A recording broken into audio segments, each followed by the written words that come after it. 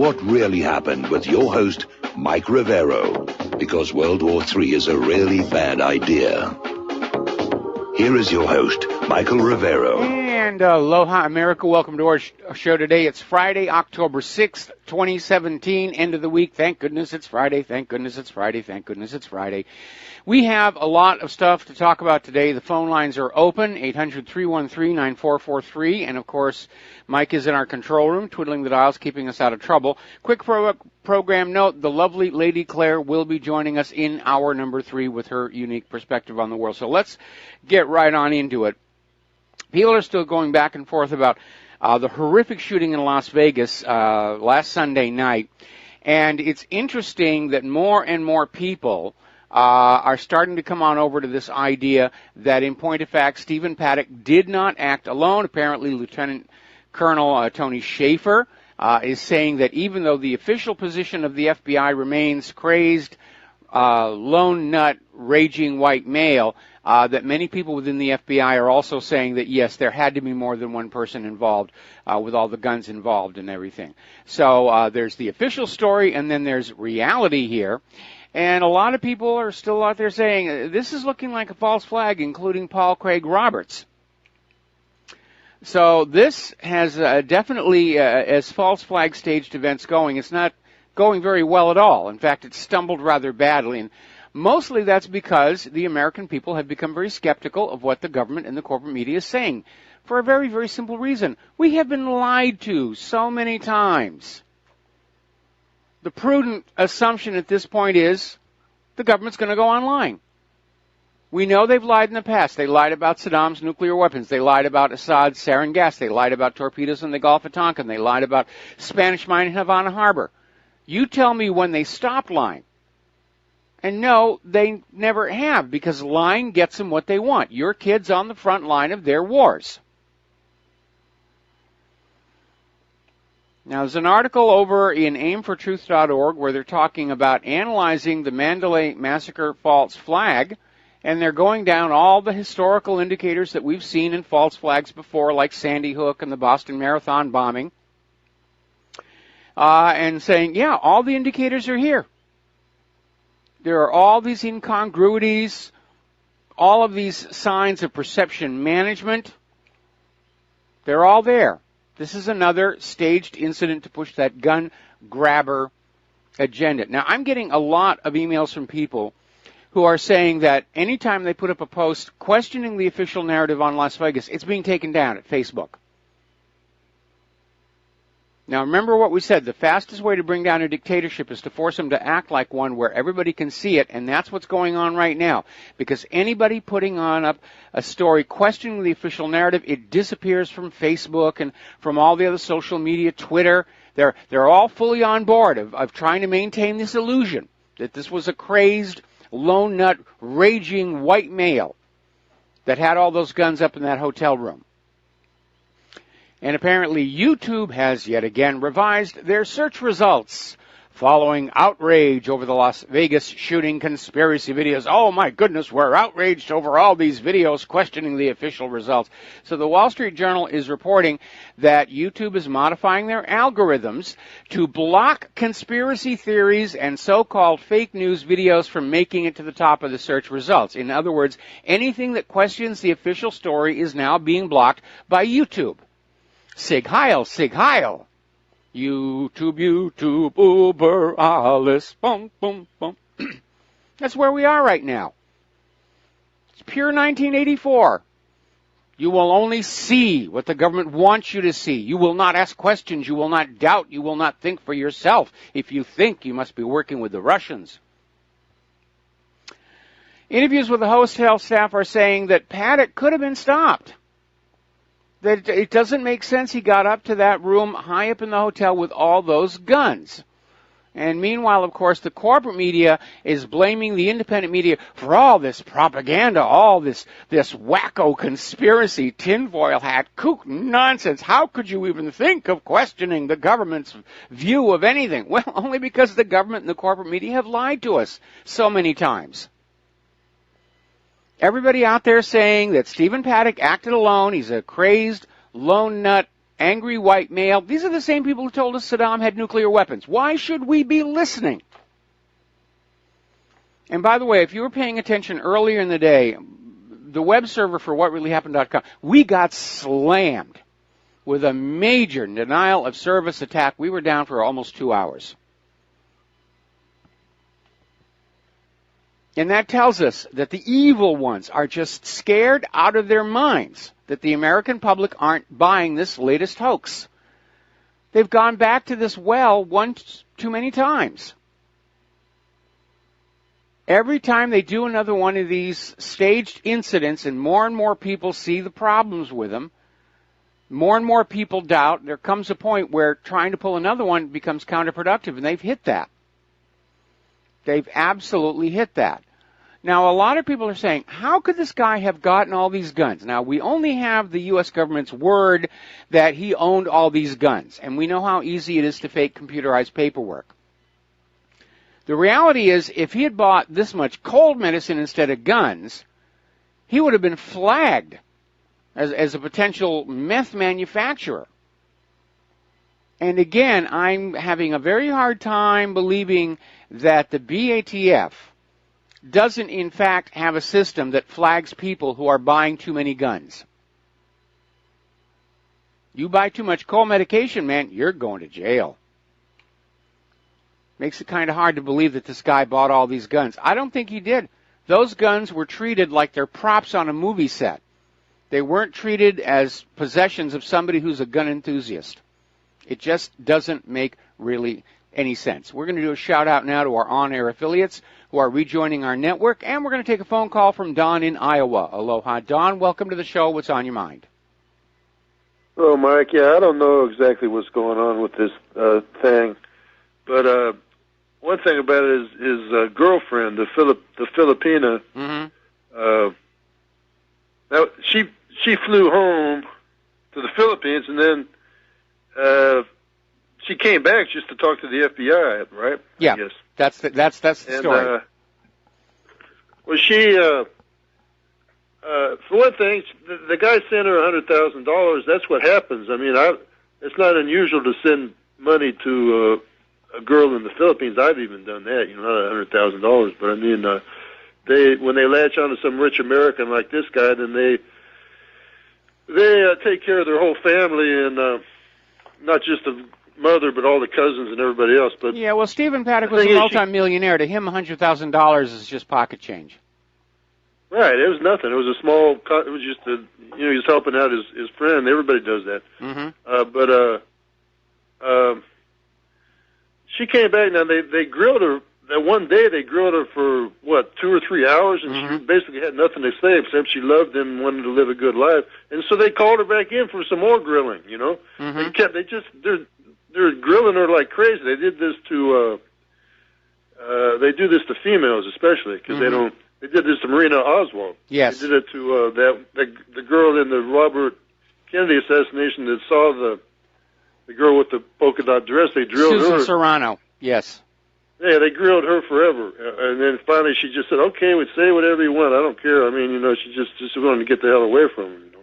But this girl, she still didn't have anything to say. What the comment I read was, sometimes he laid in bed, moaning and saying, "Oh my God." Well, maybe he was having sex at the time. Maybe that's what it is. Could very well be, and we know the FBI likes to coerce testimony, and sometimes it can get out of control. Remember that guy down in Florida? They were trying to get him to link the Tsarnaev brothers to some murder, and he kept refusing, and it wound up with the FBI just killing this guy, shooting him right in the top of the skull, execution style. Right. And they claimed that they claimed that he attacked them, but he had a bum knee at the time. In the first place, the FBI doesn't belong in this case. It was a murder without anybody crossing state lines. That's true. They're there, I don't know exactly, by invitation or just because they stuck their nose into it. They stuck their nose into it. But you're absolutely right. Nobody crossed the state line here. Stephen Paddock lived just an hour from Las Vegas. The FBI doesn't actually have jurisdiction there. The Mandalay Hotel is not a federal building. Frankly, the Las Vegas Police Department ought to have kicked him out. Yeah.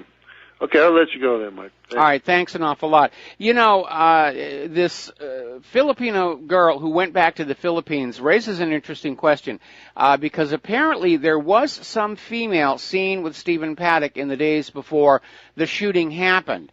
And before they destroyed the records of his stay at the hotel, it came on out that he had been ordering room service for two. Now, who was this other woman? I'm rather curious. Was she a hooker? I mean, certainly enough of those in Las Vegas here. Was she somebody who approached Stephen Paddock? Was it her or potentially his job to keep Stephen Paddock down on the floor of the casino, gambling away? And maybe the timeline for what's going on in his room was that he was lured down to the casino floor by this second person. They were having some fun. He got tired, decided to go back up early, and walked in on the perpetrators setting up the sniper's nest, and that's why he got killed. But there's an open issue there that we definitely need to look at. Meanwhile, gun stores are reporting a rush on guns in general, and definitely on the bump stocks. They're selling for premium prices here right now because everybody is anticipating that there's going to be a ban on them. The news is saying that Trump may just ban the bump stocks. And I'm rethinking my position on this in the light of the call I got yesterday.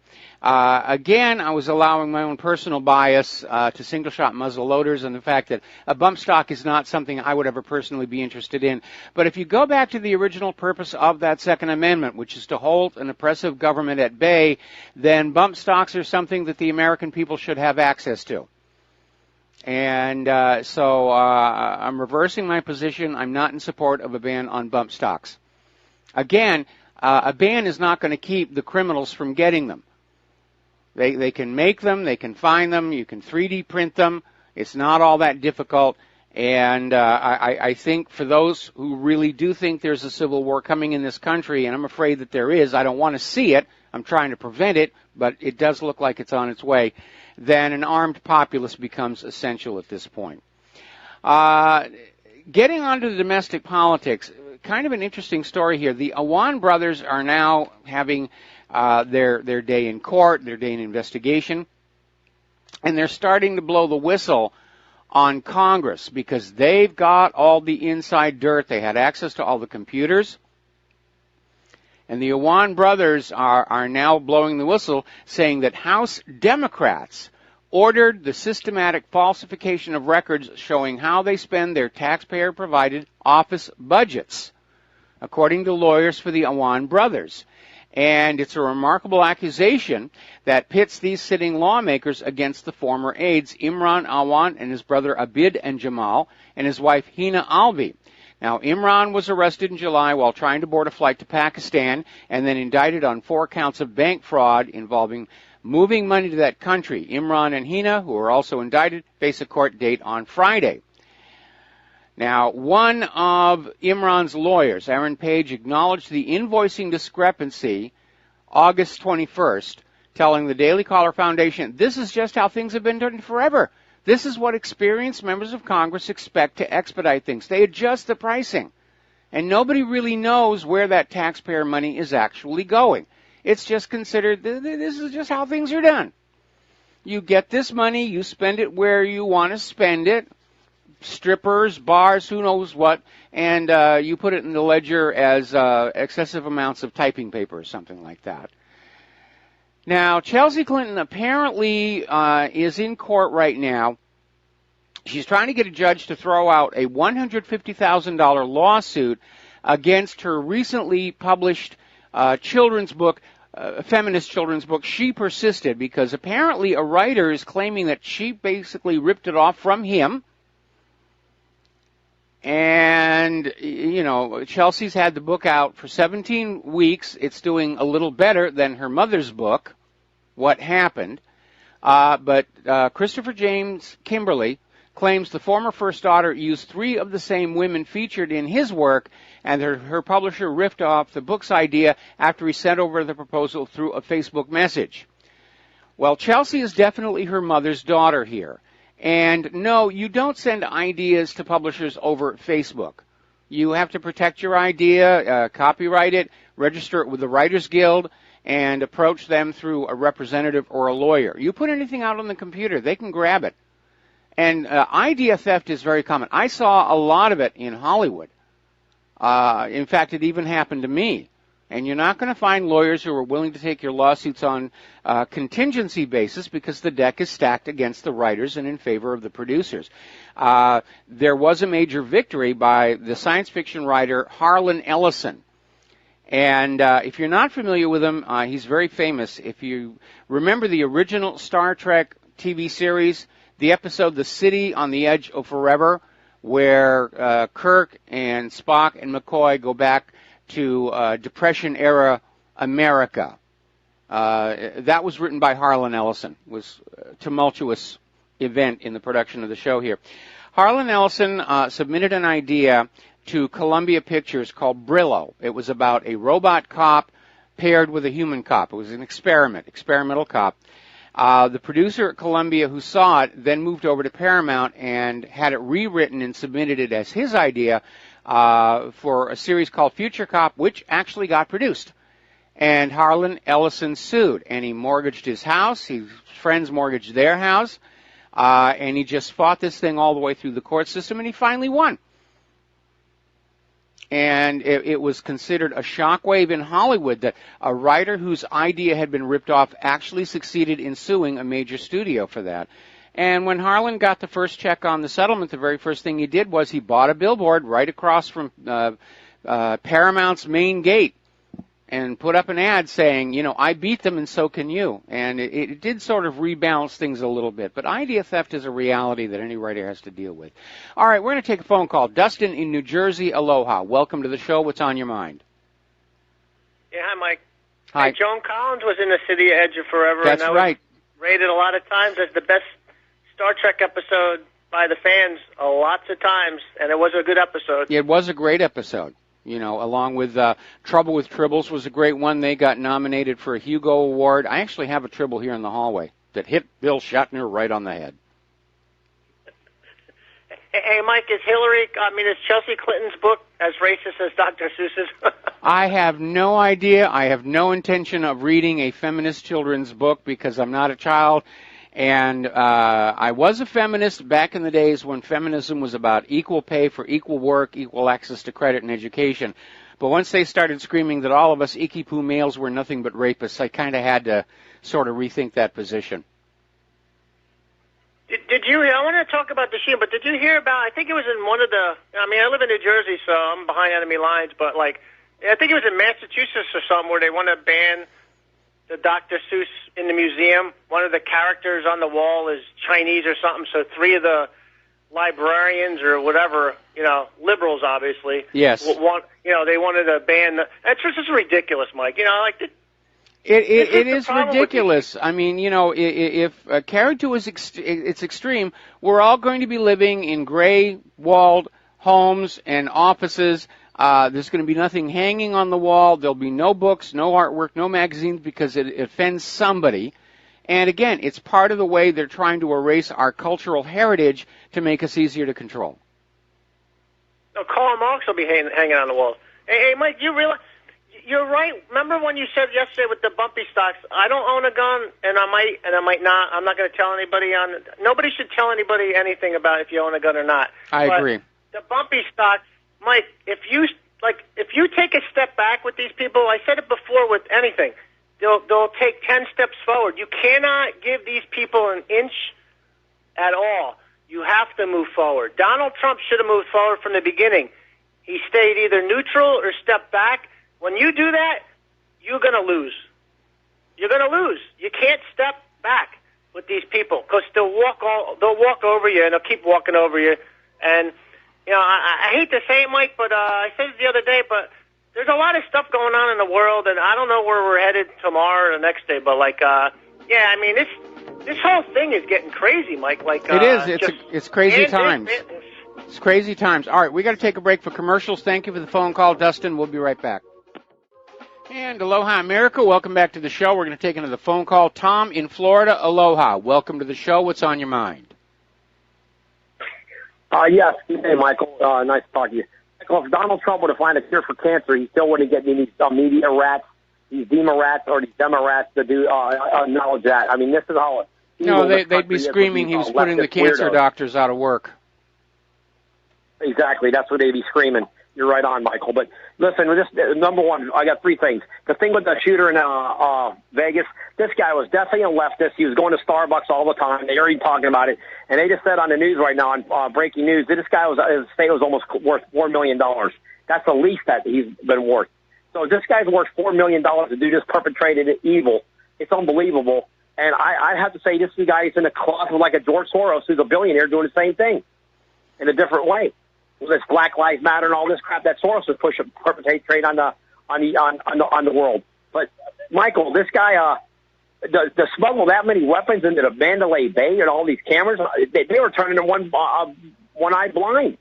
They weren't watching what this guy was doing, smuggling all that weaponry in there. You know, or it was brought up in the staff elevator inside some kind of a large container that wouldn't stand out on the security cameras, or whoever was running security was compromised by the FBI or some other government agency. I mean, you're absolutely right. It's simply not plausible this guy could make all those trips up and down with all those weapons and not arouse the suspicions of the Mandalay Bay security, which they've got very good security there because of all that has gone on in that town previously. And as I said yesterday, I had a friend who was in Las Vegas when the shooting. They're trying to sell this idea that he had this secret life and he was buying all these guns. They can't find anybody who actually knew the guy, his family or friends, to corroborate any of this stuff. That's true, Michael. Michael, one more thing that I know you other callers, but here's the main news that's on today. I don't know if you heard about it. This guy, Alberto Gutierrez, this congressman from Illinois, you want to hear the real news that should be talked about all day long, Michael, is this guy Gutierrez is basically telling the Republicans and the white Anglos in this country, you're going to accept the Hispanic here whether you like it or not. DACA or no DACA, you're going to get DACA shoved down your throat. And that's the real news in this news cycle, is this DACA, these dreamers, they're literally going to vote Democrat. They're changing the makeup of this country, and that's exactly what's happening here, Michael. Yeah, well, we know that's why they opened the borders. We know that's why they opened the borders. Instant Democratic voters. We'll be back after these few words. And aloha, America. Welcome back to our show here. Now, Donald Trump yesterday came on out saying it's the calm before the storm. This is while meeting senior military leaders. And a lot of people are very worried. What do you mean the calm before the storm? What storm are we talking about? Are we talking about North Korea? Are we talking about Syria? Are we talking about both? Are we talking about Russia and China? But we're seeing all this rhetoric that seems to indicate that far from pulling out of all these foreign entanglements as Trump promised on the campaign trail, we are, in fact, plunging further in, heading to our self-immolation. So the president's use of that ominous phrase is basically people saying, what do you mean by that? And Trump said, you'll find out. Now, we know that Trump is going to decertify the Iran nuclear deal. There is no evidence that Iran has violated the provisions of the deal. Trump has just arbitrarily declared that he doesn't think it's in our nation's interest, even though most of his advisors around him say, yeah, it is. It's keeping Iran from developing nuclear weapons. Unfortunately, Trump is listening to people with a vested interest, pro-Israel bias. Israel wants the United States to go on in and smash up Iran the way Israel got the United States to go in and smash up Iraq. And Trump is unfortunately fully on board with that agenda, is goaded forward by John McCain and Lindsey Graham and supporters like Sheldon Adelson. And so he's going to decertify the nuclear deal just arbitrarily. This is going to cause so much damage to our foreign policy. It is, in fact, the stupidest thing that he could do because it's sending home a message that no foreign government can trust anything the U.S. government says. Don't trust their promises, they won't be kept. Don't sign the agreements, they'll be broken. It happened in Libya. It happened in Iraq. It happened in Syria. It's now happening in Iran. And it's about to happen with anybody else who makes an agreement with the United States to get rid of a certain category of arms, chemical weapons, biological weapons, or nuclear weapons on the promise that they won't be invaded, because you will be invaded. Stop listening to what the U.S. government says and look at what the U.S. government is doing. Actions speak far louder than words. Now, getting on over into Syria, apparently ISIS tried a major attack on Sukna, and the Syrian army drove them back. They've retaken Jabal Hazm al-Abyad west of the city, and local sources are saying artillery units hit terrorist positions inside that eastern entrance. Now, the Hezbollah has released a statement saying that members of Liwa Shuhada al-Qaryatain and Liwa Shahuda Mahin, two groups described by the U.S.-led coalition as the moderate opposition, are among ISIS units operating in the area. So again, there really isn't much of a difference. The U.S. created the fiction of the moderate rebels in order to sort of sell the idea that we're going to give these people weapons to bring down their government. That would be like, Great Britain declaring some of the people here in the United States, like Black Lives Matter, as moderate rebels and then handing them guns. I don't think most Americans would be very happy with that, and I don't think most Syrians are happy with it either. Now, over in Russia, Putin has appointed a new deputy foreign minister, Yevgeny Ivanov, and apparently he's a graduate of the Moscow State University, State Institute of International Relations. He speaks English and Polish along with Russian, so we're probably going to be seeing a little bit more from him. Now, according to a member of the Left Party, the adoption by the Verkhovna Rada of the bill on the reintegration of Donbass is showing that Kiev is getting ready to abandon the Minsk Accord.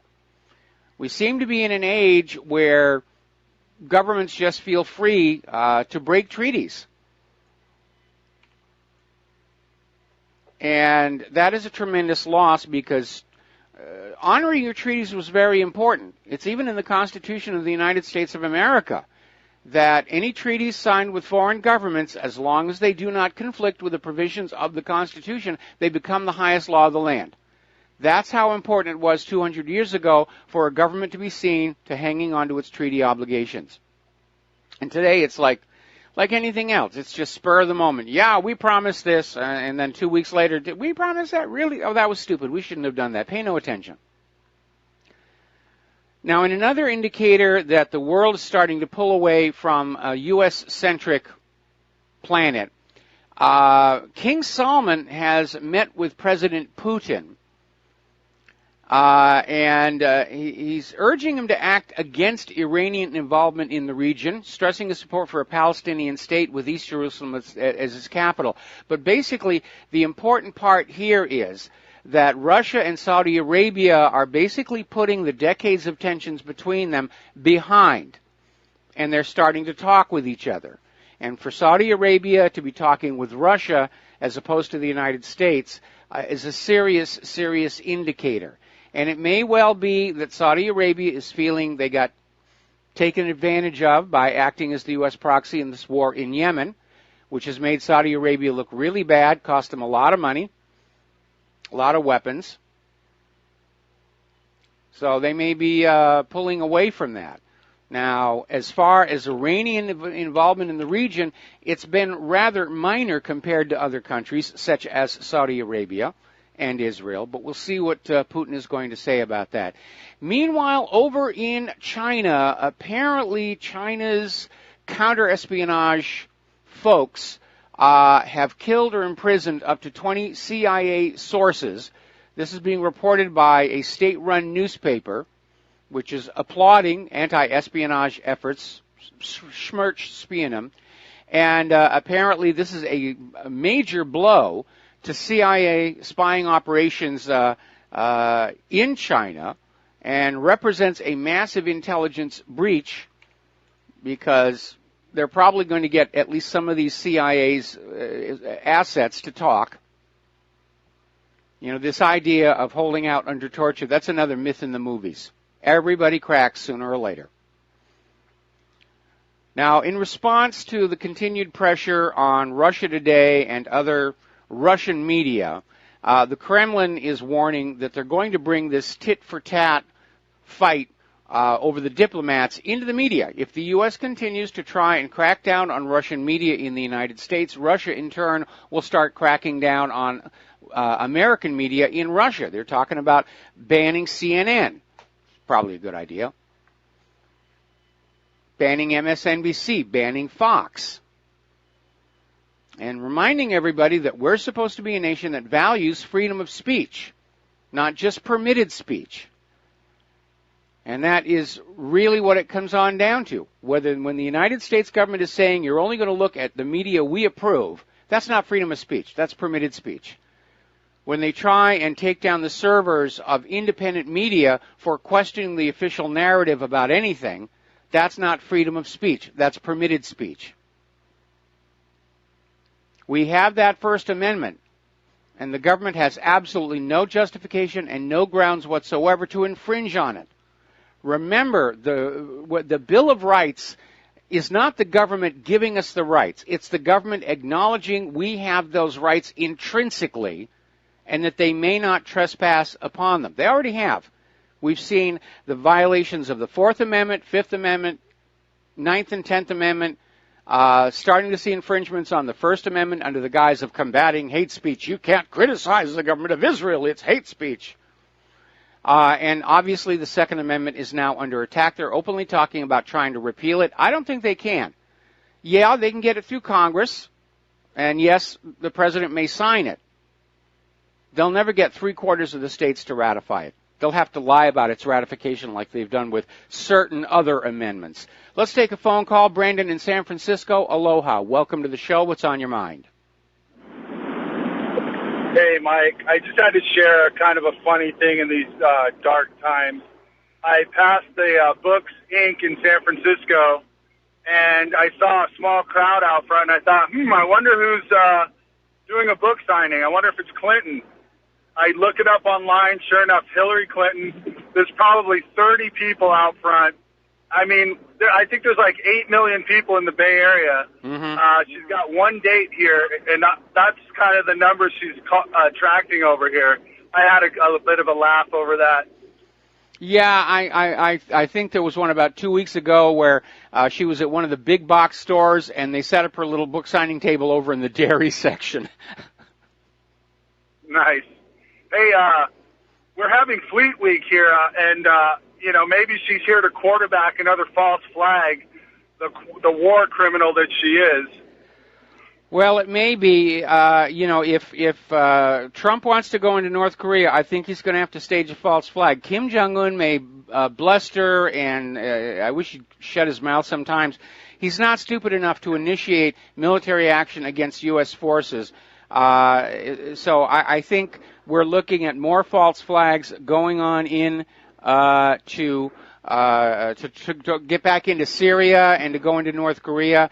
And as soon as Congress voids the P5+1 deal, there'll be something there to go into Iran. I feel like the war hawks are about ready to just crank this up into maximum overdrive because they simply can't wait any longer. They've lost the trust of the American people, they've lost the trust of the American people, and the situation's only getting worse. So I think there's going to be a really big push between now and the end of the year to get all these wars really going for real. Right. The path is prologue, and we've seen their MO, and I'm a little bit concerned. We have a 3-day music festival here for free in the Golden Gate Park and Fleet Week on the same weekend, which doesn't make sense. But I think Halloween would be a prime target date because you could dress in costume and do a false flag. And I totally agree with you. Just a side note, I've been listening every day, and I've been enjoying every minute of it, staying informed and up to date. You're my number one source of facts. So thank you, Mike. Well, thank you for the kind words here, and Brandon, we're going to let you go. In terms of the false flag, my concern is, especially when you're talking about outdoor concerts, Christmas shopping, the rest of it, if the gun grabbers are not getting the traction from Las Vegas they feel they deserve, I'm very concerned that they may simply launch a whole bunch of these and just keep on shooting people until finally the American public throws their hands up and say, all right, take our guns. Just stop killing us. Because there's almost a feeling of desperation out there. Those in power are aware they are losing power. They're losing control. And if there's one agenda all politicians share, it's clinging to power, no matter what it takes. And so there's an area of concern. All right, let's take another phone call. Mark in North Carolina, aloha. Welcome to the show. What's on your mind? Hey, how you doing, Mike? Doing fine. Mike, I've been watching. You got me? Yes, you're on the air. Okay, good. I've been watching this thing about the shooting, and I've seen some of these press conferences where you have the sheriff who seems to be pretty open and tries to be honest, and you have this clown who's with the FBI. I think his name is Rouse or Roos, whatever his name is. Is really Ruse, And he seems to be almost like in the background, like guarding the sheriff. He better not say anything too much.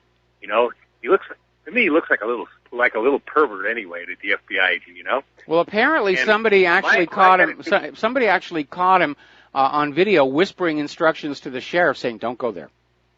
When they were asking about. I can believe that. Yeah. Now my thing is this. This is the same sheriff, by the way, that he owes something to the public because he betrayed the people of the Bundy Ranch. He didn't do what he should have done, what Mr. Bundy wanted him to do. But he could at least try to make up for it now if he said to himself, you know what?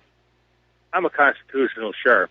The sheriff of a county is the highest law enforcement position there is within that county because he's elected directly by the people. He's not appointed by another political hack. He is actually elected by the people.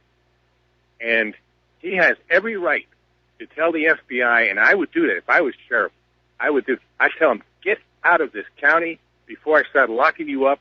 As a matter of fact, I'm considering you as being suspects in this horror. That's what a good constitutional sheriff. I think that's what a sheriff like Sheriff Mack would have done. I believe Sheriff Clark would have done that.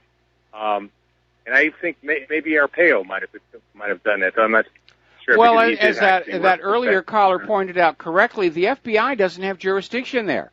The perpetrator lived right there, just an hour from Las Vegas. Nobody has gone across a state boundary. None of this happened on government property. The FBI doesn't actually have jurisdiction there. No, and another thing people don't understand too about Vegas, and kind of like that with Jacksonville, Florida too. This is how I think it should be all over the country. The sheriff is in charge. He's actually the police chief. He's actually in charge of Las Vegas, of law enforcement in Las Vegas. He's also, of course, in charge of the jails, the corrections. Well, wait a minute. Okay, we have to be very careful here because, again, everyone's talking Las Vegas. Technically, both the Mandalay Bay and the concert venue were outside the city limits, and we're actually talking about Clark County. And so the sheriff of Clark County, okay. The sheriff of Clark County is also the sheriff of Las Vegas. That's the thing. Las Vegas, there is no police chief. In other words, there's no local that some political hack appoints. He is the elected sheriff of the entire county that includes Las Vegas, and the sheriff's department is responsible for the patrol of the city as well as outside of the city, as well as the jails, as well as the court security, as well as serving warrants. He is the man. I mean, he is in charge. He is elected directly by the people to carry out these functions. Why doesn't he tell this FBI to go, jump in the lake here? I would I would even threaten them with arrest because I'd say you're interfering with my investigation. Mark, I got to let you go. Mark, I'm sorry. I got to let you go. We got to take a break for commercials. We'll be right back with more phone calls. Aloha, America. Welcome back to the show here. We're going to go right back to the telephones here. Peter in Halifax, aloha. Welcome to the show. What's on your mind? Hello, Mike. So what a pleasure it is to talk to you. Thank you. The other day you were mentioning something about Morgellons. Yes.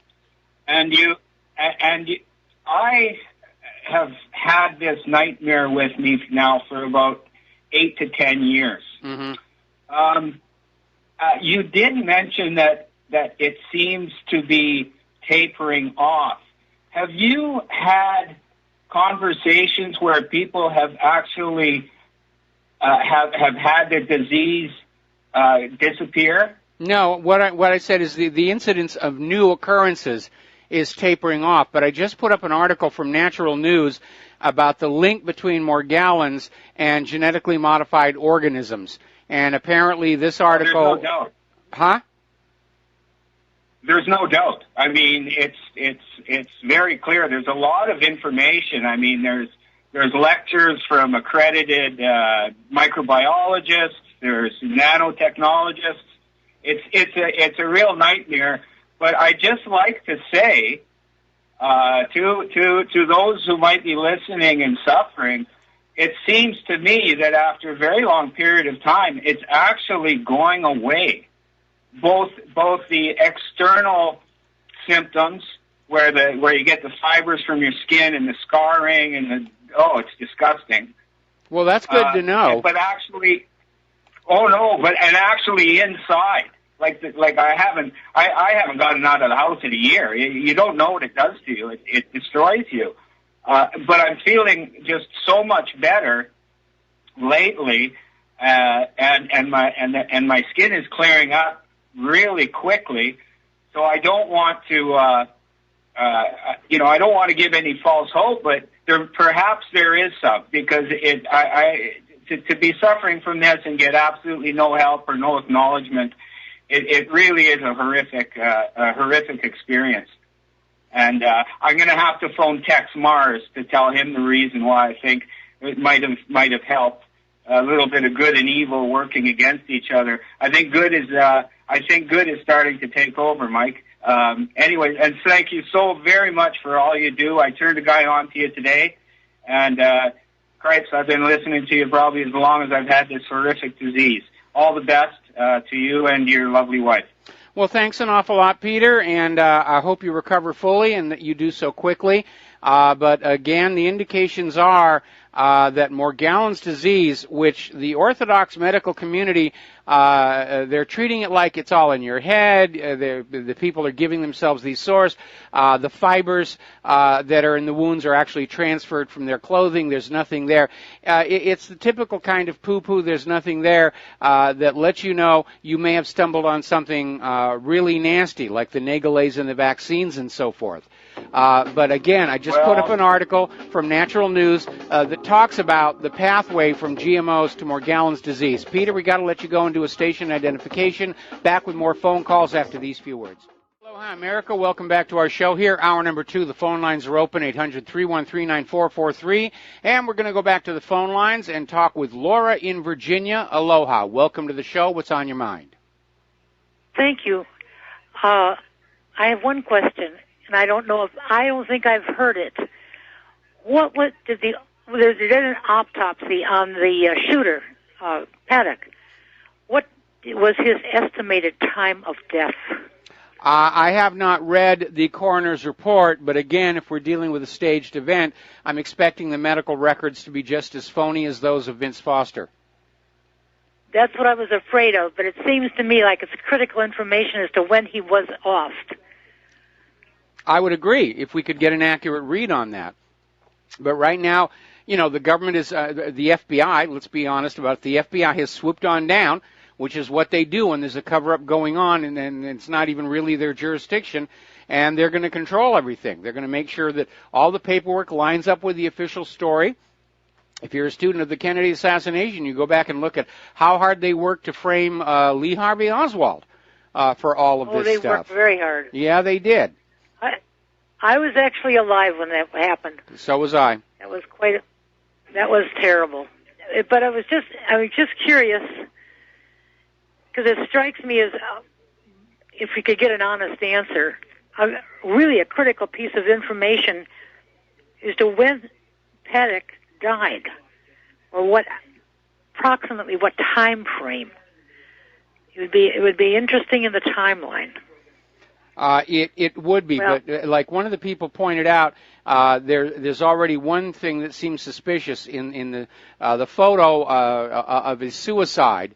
One of the patches of blood looks old and dried, and the other one looks like almost brand new, which is not making a lot of sense on that one.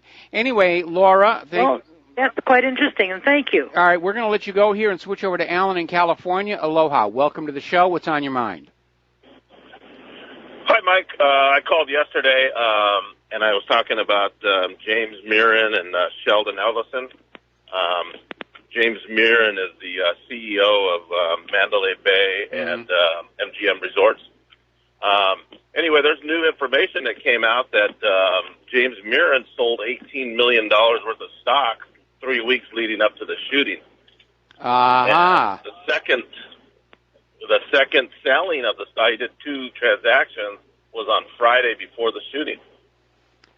So this is a total inside job. It's not spooky man. Yeah, that's just a little too cute for him to dump his stock like that before an incident. Right before. Which definitely is going to impact tourism to the Mandalay Bay, if not Las Vegas entirely. By the way, the narrative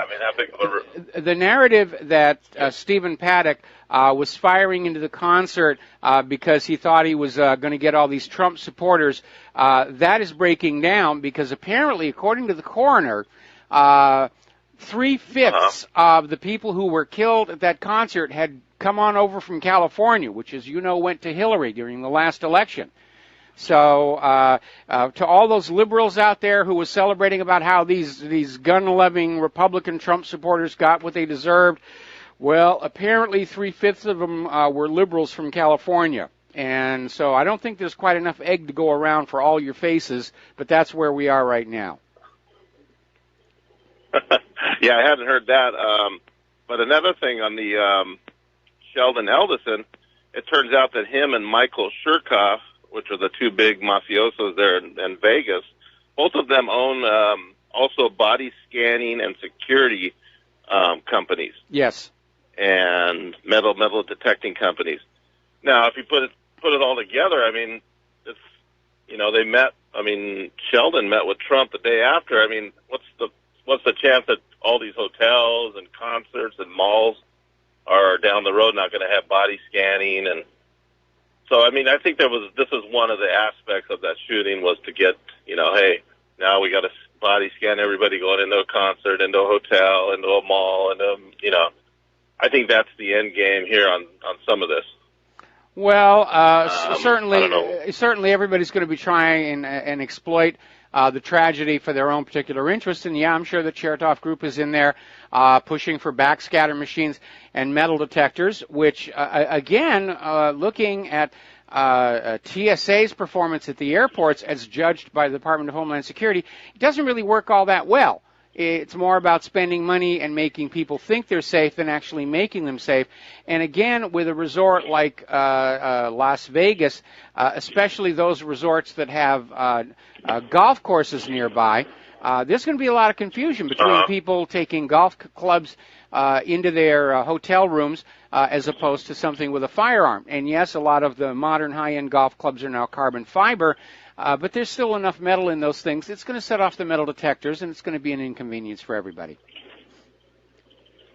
What about the body scanning, though? Wouldn't that, as far as like when they have a separate thing for the luggage and then a body scan for the person themselves?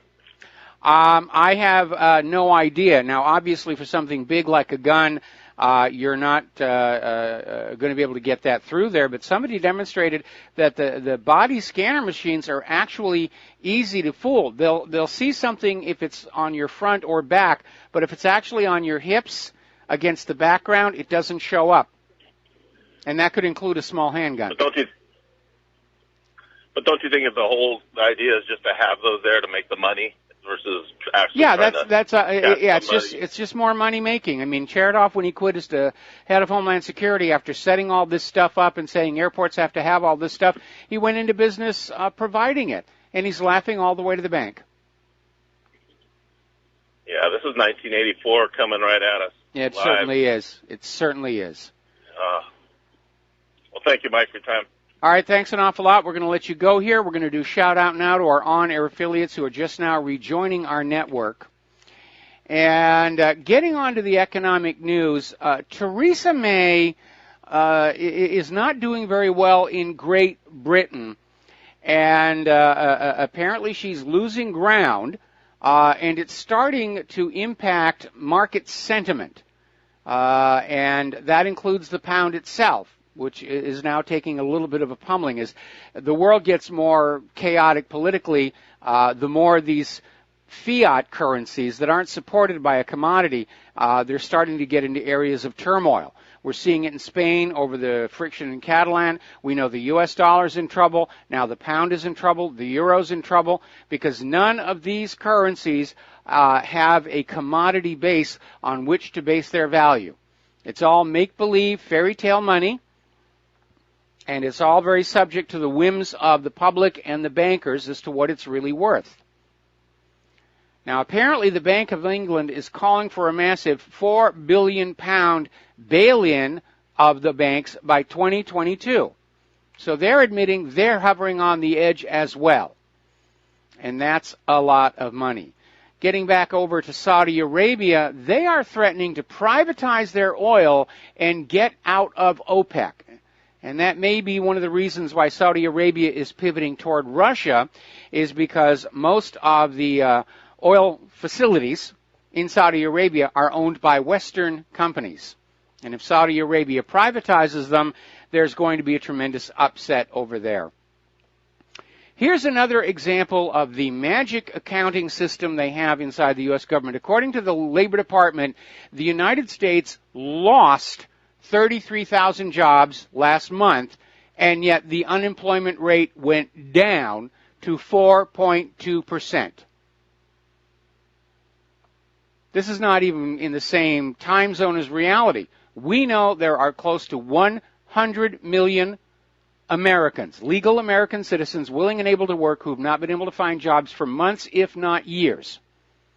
And they're simply not being counted to get that 4.2%, because that looks good. We don't want to tell the American people what the real unemployment rate is. They might actually want to fire the government. So they're fudging the books. They're lying to you, to put it more directly. Once again, they are lying to you. Now, there's an interesting article coming out of the Daily Mail about how all this talk about a cashless society, it doesn't really seem to be getting any traction. And basically they're talking about how the trend in Great Britain is actually people want to get away from the plastic and go back to cash.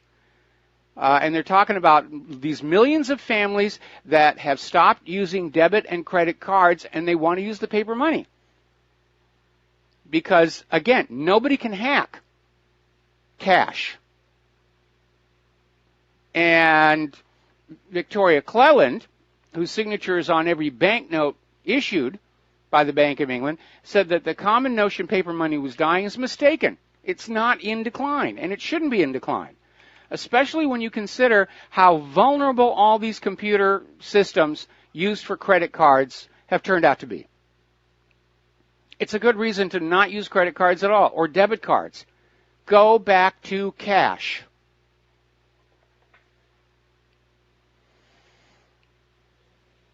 Now, over in Catalonia, they're talking about concerns, growing concerns. There will be a Spanish civil war. As of Monday, Catalonia will formally declare its independence, and then things are going to get very, very tense.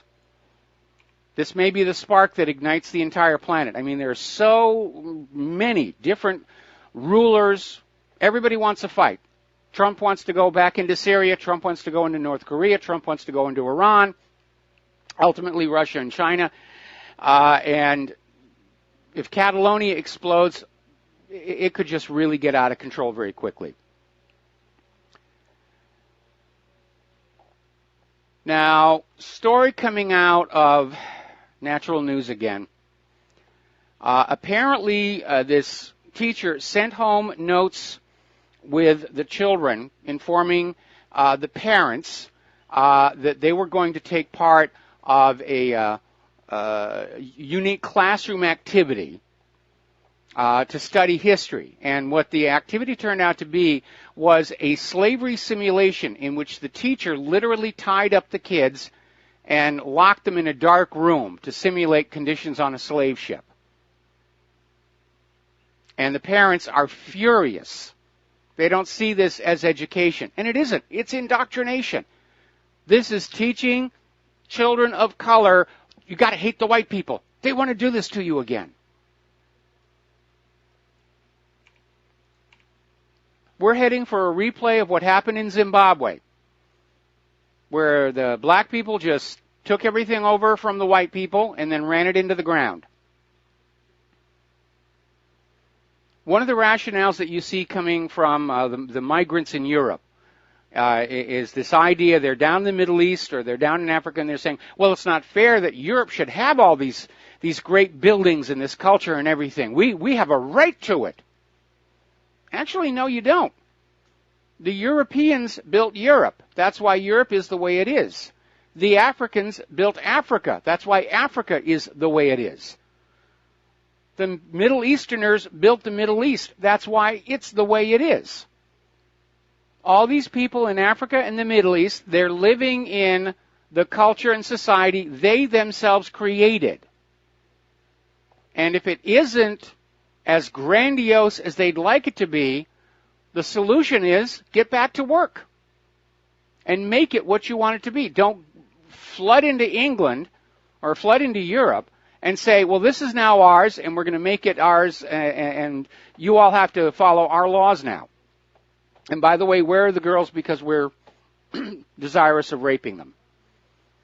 This is being fanned up deliberately by the globalists who are trying to erase cultural differences, identity, and history to make us easier to control. That's the agenda here. Now, over in California State University at Berkeley,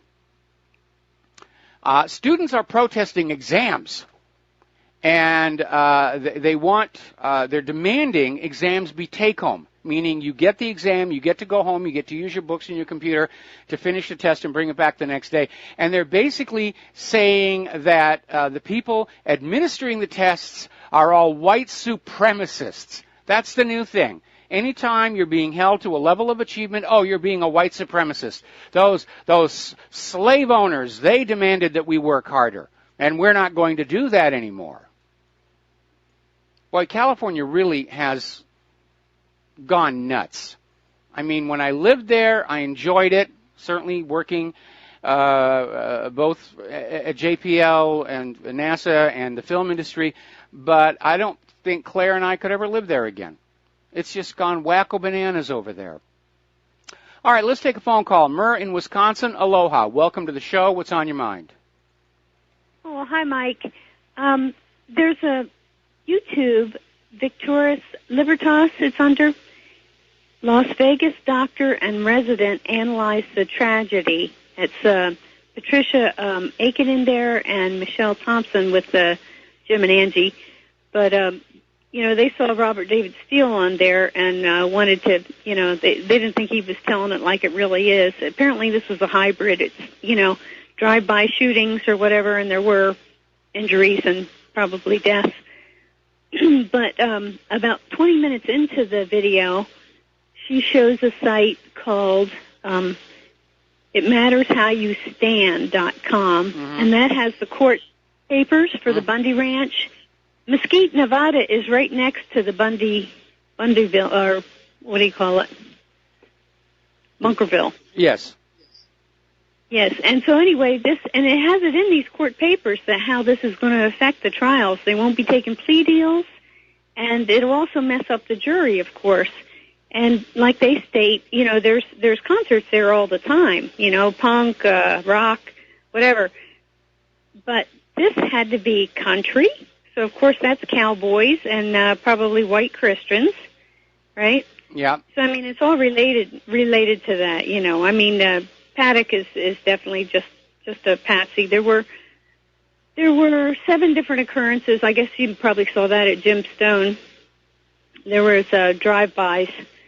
So that's how they went around. That's why there were so many different sounds, I guess. They hit Bellagio and New York, and some others. Here's what I have a problem with that, okay? If you're trying to push a gun grabber agenda and you're trying to have a patsy, a crazed lone nut, raging white male, why would you follow it up with these other drive-bys? Now, I haven't been to Las Vegas. I haven't been to Las Vegas in a lot of years, and maybe drive-bys just happen there on a regular basis, and it's hushed up. There's several agendas. Okay, but in this case, you're contradicting the primary one. And so far, I've heard that there were shootings at the Bellagio. Actually, the number keeps going up. Now I think it's about 6 other casinos where they're saying there was shooting a half hour after the Mandalay Bay incident. But so far... I heard there was even before, and they were breaking the glass, yeah. I haven't seen any photos of any of that yet. It's a lot of hearsay, and I think it's being put out there to try and keep the issue confused and pull our attention away from the inconsistencies in the Mandalay Bay story. But again, the idea is, maybe drive-by shootings are just that common in Las Vegas.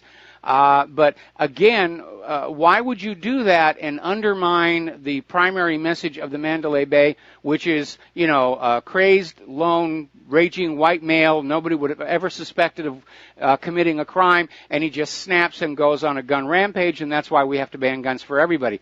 If you follow that up with other people shooting up hotels, then that first message is lost, and it's just, obvious street crime. Not just ban guns. It's not just ban guns, though. That's the thing. Well, there's several agendas here. I understand that. I understand that. But what they're doing with this other agenda is they're undermining the ban gun agenda, which seems to be the primary one. And yes, I don't think they care. They did the same thing at Sandy Hook. They have several agendas going on at the same time to try to get you to, for whatever the overall purpose is. Mostly it's confusion. They want confusion. Well, I understand they want confusion. They're concerned that the independent media is already picking the Mandalay Bay story apart, and they're going to throw a lot of nonsense out there, like, over at 9/11, the no plane at the Pentagon stuff. They're trying to throw a lot of nonsense out there. But I still have not seen any confirmation of these other shootings. Anyway, got to let you go. Got to take a commercial break. We'll be right back. And aloha, America. Welcome back to the show here. This is actually over at NBC News. The plot thickens.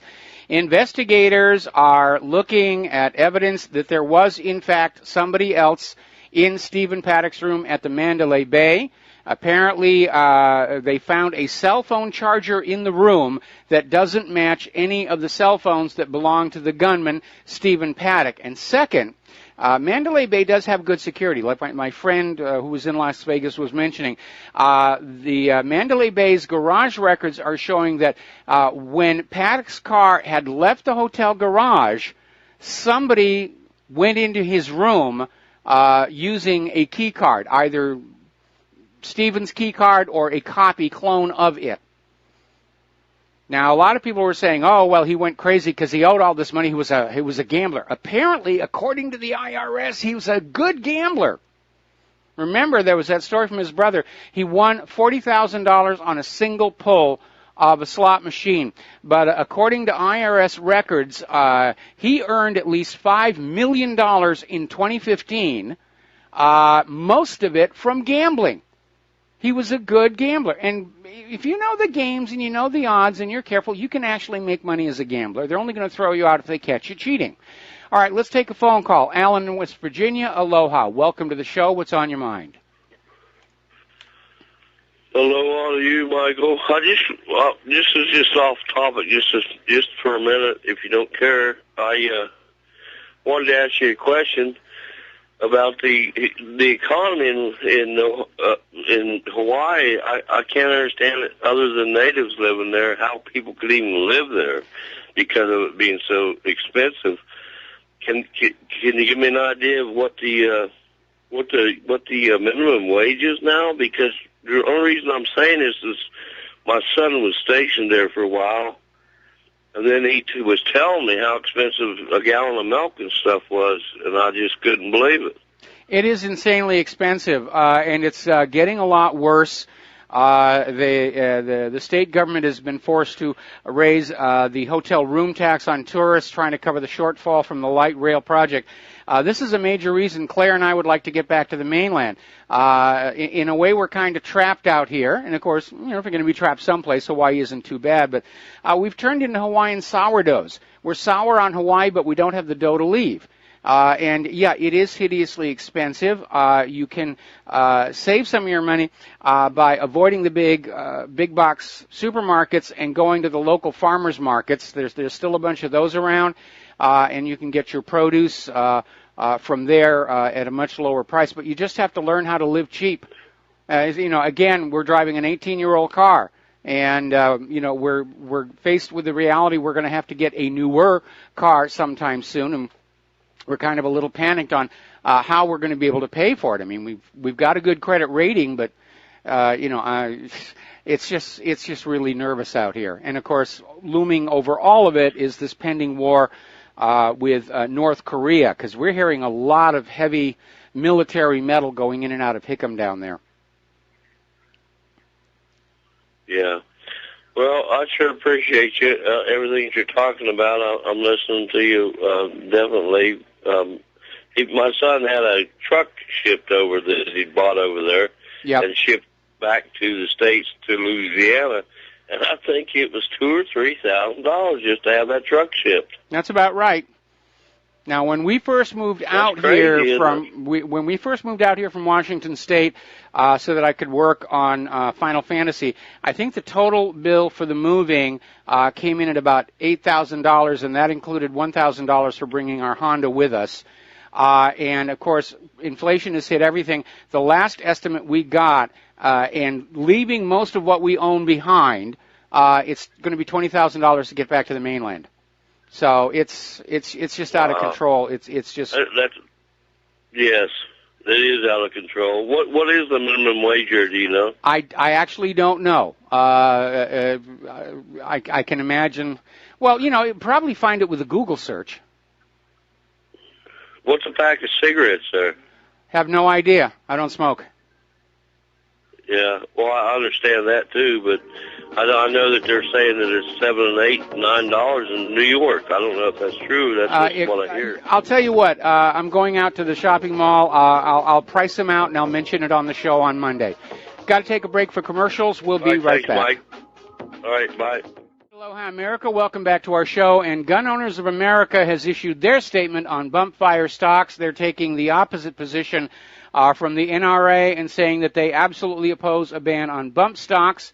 And they're pointing out the fact that bump stocks were approved by the ATF during the Obama administration to help gun owners with disabilities fire their weapons. And again, pointing out, any ban will be ignored by the criminals and only disarm honest citizens. And again, a bump stock, it's not a precision piece of metal. You can 3D print those, or you can machine them out of a block of phenolic. So again, I was thinking maybe it was an okay idea to ban them, but as I mentioned earlier in the show, I've reversed that. No, I don't want any more gun regulations. They only help the criminals. Apparently, they figured out where all these reports of additional shootings at the casinos in Las Vegas came from, and it makes a lot of sense. Apparently, as the people fled the concert venue, they were seeking shelter in some of these other casinos. And you look at these casinos, the Bellagio and everything, they're right in the same area. And so these people were running on in saying, there's a shooting outside, there's a shooting outside. People started grabbing their cell phones and calling 911, reporting there's a shooting at the Bellagio, not realizing that the people who were crying and screaming in front of them were talking about the assault from the Mandalay Bay into the Route 91 concert. So that appears to be the origin of all of that. All right, let's go back on over to the telephone system, and we're going to talk to Sherry in Texas. Aloha, Sherry. Welcome to the show. What's on your mind? Thank you, Mike. Yeah, I agree that the takeover has begun. I mean, I still feel that we can keep our rights. We have a better chance if we don't give the globalists an out-and-out excuse to overpower us. But I do agree that there's that in saying, looking at everything, and the fact that the globalists and those who do their bidding seem to have become so bold. And it's like they don't care how they appear to us, and this is going to be their downfall, I think. They've started digging their own grave. It's like as they become more violent towards us and violate whatever rights they want to violate, just blatantly confuse us, thinking, that they'll show us what will happen to us if we try anything with them, create false flags and trouble with war and all this. As they do this, they lose their credibility. They don't want us to push too hard back because if we do, they'll give us the impression that they'll just annihilate us. But their credibility is suffering here. They're making mistakes. They're finding people they will find people within their ranks, I think, that have a heart and are saying, I can't do this anymore, and will stand in their way. So it's like the more they do this, but people like that tend to wind up the way Seth Rich did. I mean, that was what Seth Rich did. He said, I can't do this anymore, and they just simply killed him. There are two developments on the horizon that I think support your position. One is the fact that barring an all-out attack by the United States on Damascus to just kill Assad where he stands, the U.S. has lost in Syria. And that is going to seriously derail the war agenda. It's showing the world that the U.S. military is not invincible, that it is not almighty, and it looks like we're going to get a civil war in Catalonia, which if Catalonia succeeds in enforcing its independence, that's going to send a message to a lot of other countries. Yeah, independence is possible. And I think we listed the other day, there's some 7 other regions in the European Union are already getting ready to hold their own independence referendums. We're all sick and tired of globalists. We're all sick and tired of empires. The larger governments get, the more abusive they get. We want to go back to little tiny nations that we can be proud of, where we can have a decent, comfortable life, take care of those that we love. And that's all we really want out of life. Yeah, and I think more and more people are joining us, and those who are on the other side, like I said, will start joining us. I'm glad that you can point to that as already having happened. They're just hurting themselves, and so I hope we will kind of refrain from being too aggressive. I think their aggressiveness will turn more people against them than we could ever turn on them to change them. You know what I mean? That's what happened in Catalonia. A lot of the Catalonians were undecided on the independence referendum until they saw the Spanish police literally stomping people into the ground. And that made up their mind. We have to be free. Again, I don't want to see a civil war in this country, but it looks like we may have to go through one anyway. Nobody should try and start it, but it could just erupt spontaneously. I keep thinking about Romania when Ceausescu was brought down, and it was just like incredibly fast. 2 weeks before he was killed, you would have walked around Romania, and there were TV cameras on the street lights and everything, but it looked like the Romanian people were okay with their country. And then all of a sudden, there was a rally at a sporting event that turned into a spontaneous political event, and the entire country got on the move, and 2 weeks later, Ceausescu was machine gunned to death on Romanian TV. It could happen just that fast here. Yes. Well, we'll see, but I think we should have some hope here, because they are really, really shooting themselves in the foot, which is putting it mildly. Yes. It's going to become like the mainstream media will just be like a joke. You'll listen to it and people will just think, well, this is a joke. You know, and a lot of these people we looked up to, like Charlie Rose, I always looked up to Charlie Rose. It's like, oh no. You know, he's a completely different person to me now. And all these burst bubbles, a lot of burst bubbles across the nation, you know, as people start seeing things for what they really are. Yes. And I look forward to that slowly taking shape. So. All right. Well, we're on the path. We're definitely on the path here. And again, every day, more and more Americans are waking up. And they're ignoring what the government and the corporate media say, and they're watching what the government is doing, and they're not at all pleased with it. Some of them are still playing that good German idea that if I don't complain, I don't say anything, and I do as I'm told, I'll be left alone. It didn't work for the German people. Those who went along with Hitler just because they were afraid to stand up to Hitler and the Nazis, they still lost their country and their livelihood and their homes. They lost everything. So playing the safe path is not going to get you where you want to go. That's true. That's true. But they will do themselves a whole more damage, I think, than we could ever do them. Because look at how they confuse us. I mean, it's so ridiculous. It's just, it's like your caller was saying, they're looking worse and worse all the time. They are. I don't know how anyone can miss it unless they're as bad as they are. And I have more faith in my fellow Americans and to think that they will buy into that junk too much longer. So. Well, we'll see. We're in a very chaotic, dangerous time in the history of our nation and the history of the world. We are hovering at the edge of World War III, and I don't see, once it gets going, I don't see any way to keep it from going nuclear. Anyway, Sherry, we're going to let you go. We're going to switch over to Tom in Philadelphia. Aloha, Tom. Welcome to the show. What's on your mind? Tom, are you there? Mike, just wanted to make a comment about what you said about this guy being a good gambler.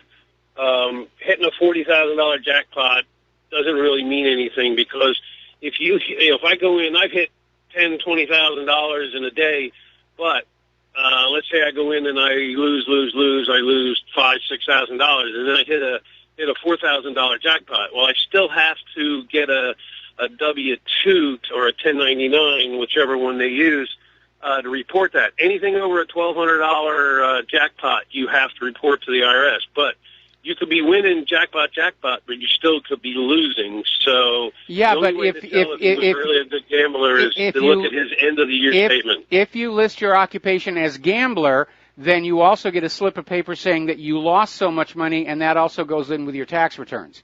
And that's apparently what this guy considered his job. No, that's at the end of the year. No, that's at the end of the year. You get a final statement. But, I understand that, but for 2015, the tax records are showing this guy made millions of dollars as a gambler. Okay. I'm leery of that. Well, having been a professional player for over 30 years, I don't know anybody that can really do that consistently unless they're cheating or unless they're card counters. And I don't think he's a card counter. Well, we don't know. I mean, it takes a lot of skill to be a card counter. No, not really. Well, I've been doing it for 30 years. Okay, I'm not a real bright guy. Apparently not as well as Stephen Paddock could do it. So thank you very much for the information, and we're going to let you go. But again, one of the stories they were trying to put out to sell you on the idea that this Stephen Paddock just flipped out and shot all these people at the concert, as it turns out, most of them from California, a bunch of liberals, is that he was heavily in gambling debt. And remember when the Mandalay Bay came out, and they said these are the transactions for his gambling, but they wouldn't say if they were wins or losses. And now we know that, for the most part, they're wins. He was apparently very good at being a gambler. And yes, he had other investments that were paying off as well, but he wasn't hurting for money. He wasn't in trouble from his gambling. Let's look at alcohol. There are people who are out of control drunks, and there are people who socially drink. They've got it under control. And the same thing is true of gambling. And again, spent a lot of time in Las Vegas working back when I was a professional magician. And I got to see both kinds. People who were social gamblers, who had disposable income, they'd go into the casinos and they'd say, this is how much I have to play with, and when it's gone, I'm quitting and I'm going home. And that's all well and good, and they have a lot of fun, and they get a lot of free drinks, and so forth. Then you have the true addicts who go on in, and they can't stop. And believe it or not, there's actually a lot of these clinics in Las Vegas to deal with gambling addiction, mostly from the local residents. People will move into Las Vegas or North Las Vegas, and they get caught up in the casinos, and just like smokers or alcohol, they can get in too deep and they need help to get on out. I never really got into the gambling, partly because as a magician, I knew how easy it is to cheat, and I knew the mathematics behind the casinos. The games are set up so that a steady percentage of the money goes to the house. Overall, the house is always winning. I used to joke that they ever changed blackjack to 22, I would own that strip, but we were never able to get that change made on in there. Okay, getting on back to the news here. This really bothers me. This is out of womensystems.com. And apparently parents have been charged with manslaughter after their newborn dies from treatable jaundice because the patients refuse to seek medical help on the excuse that God does not make mistakes. And basically the parents said, God is perfect, God made our baby will be fine. No, the baby died. And they've been charged with manslaughter. They could spend the next 15 years in jail. So, I mean, that newborn is an innocent who lost their life because of fairy tales. And every time somebody does something like this, it only strengthens the government's position that they ought to be making medical decisions for you and your children. That you're all just too dumb to take care of it yourself. Now, up in Canada, they've opened up a new National Holocaust Monument. And it's an impressive building. It's in the form of a diagonally stretched Star of David. And Jewish groups demanded that the dedication plaque for this National Holocaust Monument be removed because it didn't specifically mention Jews. The dedication plaque says that this monument honors the millions of men, women, and children murdered during the Holocaust. And that's not good enough. Boy, talk about ingratitude. There's no making those people happy. All right, let's take another phone call. Curtis in Nevada, aloha. Welcome to the show. What's on your mind? Yeah, hi, Mike. I've been listening to you today, and a point up earlier about the money that was lost, the trillions that are unaccounted for. You've heard stuff about black ops, where most of that money's going to black ops, weapons technology that we know nothing about. And then also, you've got a lot of underground bunker type stuff that's being built. And and that's happening all over the world too, not just in this country.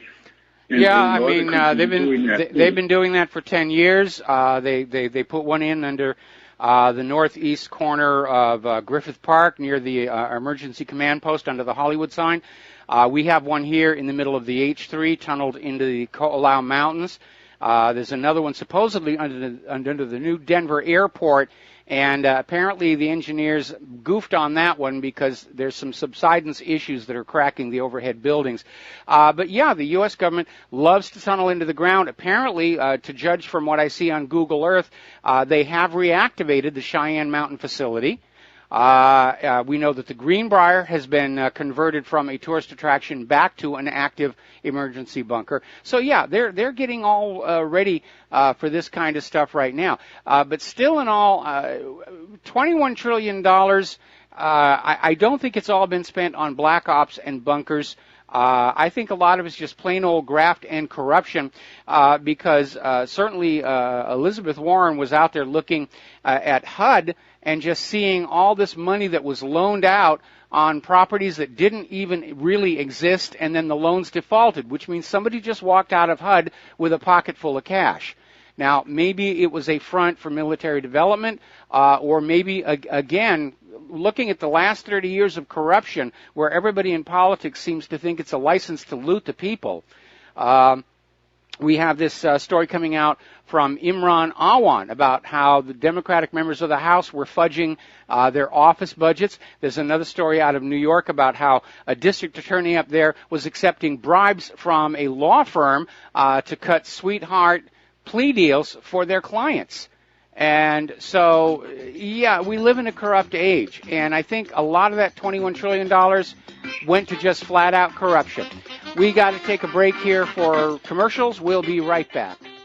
And aloha, America. Welcome back to our show here, coming up in the top of the hour, and we're going to talk to Miles in Maine. Aloha, Miles. Welcome to the show. What's on your mind? Hi, Mike. Good afternoon. You know, here's the bottom line to all this Las Vegas nonsense. The guy's gun was legal. Everything on his gun was legal. All the ammunition was legal. And case closed, unless you want to find out who actually was behind all this. All those issues are dead issues. Well, again, they're pushing the gun grabber agenda with it, and apparently Dianne Feinstein is already out there saying she wants a ban on any device that increases the rate of fire for any gun. That presumably would include things like the Hellfire second trigger or cranks or anything at all that increases the rate of fire. She wants a ban on it because law-abiding citizens need to be disarmed in the face of the government and crime.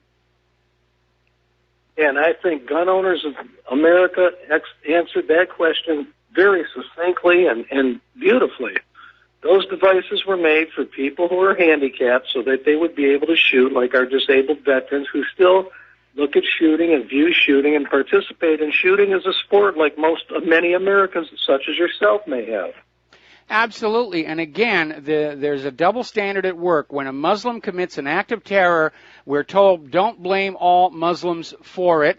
And yet when a shooter commits a shooting, they blame all gun owners collectively and say, let's take all the guns away because they have no real legitimate use. Yeah, they do. Protect our home. I'm one of the people who's had to chase a burglar out of my home with a firearm. And I'm lucky I didn't have to pull the trigger. But it still was very effective at getting the criminal out of my home here. If you want to talk about getting rid of something that's utterly useless, let's get rid of baseball, because a lot of people are murdered with baseball bats every single year. And baseball is completely useless. It serves no purpose. You know, let's hit a ball with a stick and run around in a circle. People go to baseball because it's fun. It's fun. And you're not going to take away baseball from people because of those individuals who club other people to death with a baseball bat. So why would you take away the guns of law-abiding citizens because some person or persons unknown shot into a concert from the Mandalay Bay? Well, exactly. In your case in point, an individual citizen like you was able, without firing a shot, bringing any harm to anybody, to evade the potential ability of an intruder to bring some type of harm to you just by owning a firearm. And that happens. That happens 1.5 million times every single year, and that's not reported by the corporate media. Anyway, exactly. And you know what? I appreciate Gun Owners of America for that very astute commentary, as well as I do you. And thanks a bunch, Mike. Keep up the good work. All right, thanks an awful lot here, and we're going to try and start with Chet in Michigan. Aloha, Chet. Welcome to the show. What's on your mind? Hello, Mike. Just a couple of quick points. I think it's been like 5 days now, and we haven't heard any hard evidence, and it's got to come out eventually. But you know, they did mention a computer that the shooter had. Of course, I'm talking about Vegas. You know, there's going to be a lot of information there, I'm sure, even if it's just checking his comp points. Sure he used his computer. Yeah, we'll see. But again, if it's a frame-up, they'll just plant stuff there. Chet, I got to let you go. We got to do station identification. The lovely Lady Claire is coming up next hour. And aloha, America. Welcome back to our show here, hour number 3. And for those of you watching on BAM User, and yes, BAM User just had a glitch, this gorgeous creature sitting next to me is the lovely Lady Claire, who likes to join us on Friday afternoons with her unique perspective on the world. So, Lady Claire, take it away. Okay. This comes to us from Sputnik. And the title, and you can never fault the Russians for their sense of humor, even though this is a very dark issue. Wholly tasteless. New Batman video game depicts murdered Russian diplomat's body. The newest video from developer Telltale Games series Batman, The Enemy Within, features a photo of the corpse of Russian ambassador to Turkey Andrei Karlov, who was assassinated in December 2016. Now, Karlov was a veteran diplomat who at one point served as the director of the Russian Foreign Ministry's Department of Consular Affairs, which provides passports and visa services, and was killed during a scheduled speech at an art exhibition celebrating Turkish-Russian friendship. That didn't go so well. No, not very friendly. And he was shot down by a Muslim who said, "Do not forget Aleppo, do not forget Syria," before being... And the gunman was himself downed by Turkish security forces. Now, I'm kind of wondering about this, Mike, as you and I know, the military intelligence assets in this country work hand in hand with the video computer gaming industry every day. So That's why there's so many of these games about fighting wars and demonization of certain countries. So what I'm having to wonder... Oh, by the way, and if your kid does really well at these military games, expect a knock on the door from the recruiters. Yeah. So I have to wonder if the founders of this company, Dan Connors, Kevin Bruner, and Troy Melander, are perhaps covert CIA U.S. military assets who understand that if you are going to demonize a country, let's say for the sake of explanation, Russia, to your population, particularly to the young people who will ultimately be drafted to fight that country, you start with the young men who are the primary players of computer games. To demonize that country, which is ultimately going to be the recipient of an American military attack. Now, this particular game has been released rather recently, so I have to wonder about the timing of what may be an ongoing shooting war. And there are so many places where this could happen. It could happen in Syria. It could happen with Ukraine. All of the war games right on Russia's border, vis-a-vis the release of this video game and how the owners of Telltale bet on the release of this game to continue the demonization in which the corporate prostitutes are collaborating so cheerfully. Well, it is a full court press. I mean, everywhere you go is Russia bad, you know. Mm-hmm. Oh, you don't want Russian dressing on your salad. You want French dressing. You want American dressing. You know, I just realized there is no such thing as American salad dressing. No. There's a product idea. Okay, all right. So but, it's like 2 parts oil and 3 parts beer and... Smush them all together. Smush them all together. A very interesting thing happened at a university that I would like to look at. The revolution will not uphold the Constitution. Hard left, Black Lives Matter agitators disrupt ACLU free speech event. And there's something really ironic about that. A group of hard left agitators affiliated with the Black Lives Matter movement disrupted a free speech event put on by the American Civil Liberties Union at the College of William and Mary, rushing the stage and preventing the guest from even speaking while chanting Antifa-like slogans about how bad the country is and the need to shut down free speech once and for all. Kind of makes you wonder. And apparently, the ACLU's Claire Gastagna was at the college to speak about the subjects of students and the First Amendment, but shortly after taking the stage, she was overrun by BLM protesters who made it clear that they were there to do only one thing, shut down free speech completely. Now, as a Reason magazine reported, this disruption was live-streamed and documented. A variety of very shocking statements made by the group that paint a clear picture of who the people on the hard left really are, as well as what they seem to be willing to do to achieve their goals. And, Mike, I've got to tell you, Black Lives Matter, Asian lives matter. Indian lives matter. Central Asian, all lives matter. Oh, you racist, you. Oh, come on. No, seriously, when you say all lives matter, you're denounced as a racist. I mean, it really is ridiculous here.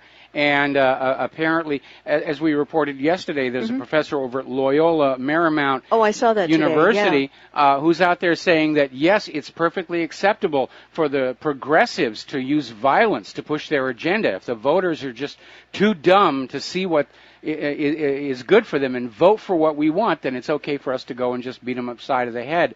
So they are openly talking about violence, and apparently there is going to be a White Lives Matter rally over the weekend, and everybody's already saying it's going to be a target. Yeah. It's going to be a target. All right, we're going to do a shout-out now to our on-air affiliates who are just now rejoining our network. And what is your next story?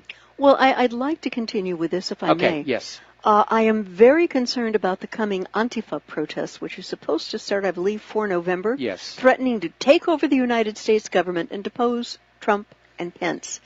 Who do they think they're going to put in there? I mean, if you've got these Black Lives Matter people at this that crashed this conference, and they're out there saying that they're not going to uphold our Constitution in their revolution, then what they're talking about is they already have somebody they want to put into the White House. Gee, I wonder who that might be. I couldn't even begin to imagine, my dear. But if these... Initial H. Yes, I know. I was going to use an analogy, but I stopped myself just at the appropriate moment. All right. What their actions are probably most likely to achieve, if people are foolish enough to believe that this kind of behavior will bring about the changes they seek, will be a suspension of the Constitution and Bill of Rights and the imposition of martial law in this country. Now, that's hardly a place any sane Americans want to be. I mean, at least from my perspective. Well, I'll tell you something from my perspective. Antifa is talking about a revolution on November 4th. The general population of this country is a long way away from being ready for any kind of revolution. I agree. And I think whatever's going to happen on November 4th, it's probably going to be newsworthy, like all the riots that followed Trump's victory in last November's election. Yep. And remember, they were out there and they were saying, not my president, never Trump, and they were smashing windows and causing violence, even in cities that had voted for Hillary Clinton, or maybe they didn't really vote for Hillary Clinton, so they felt it was okay to smash them up.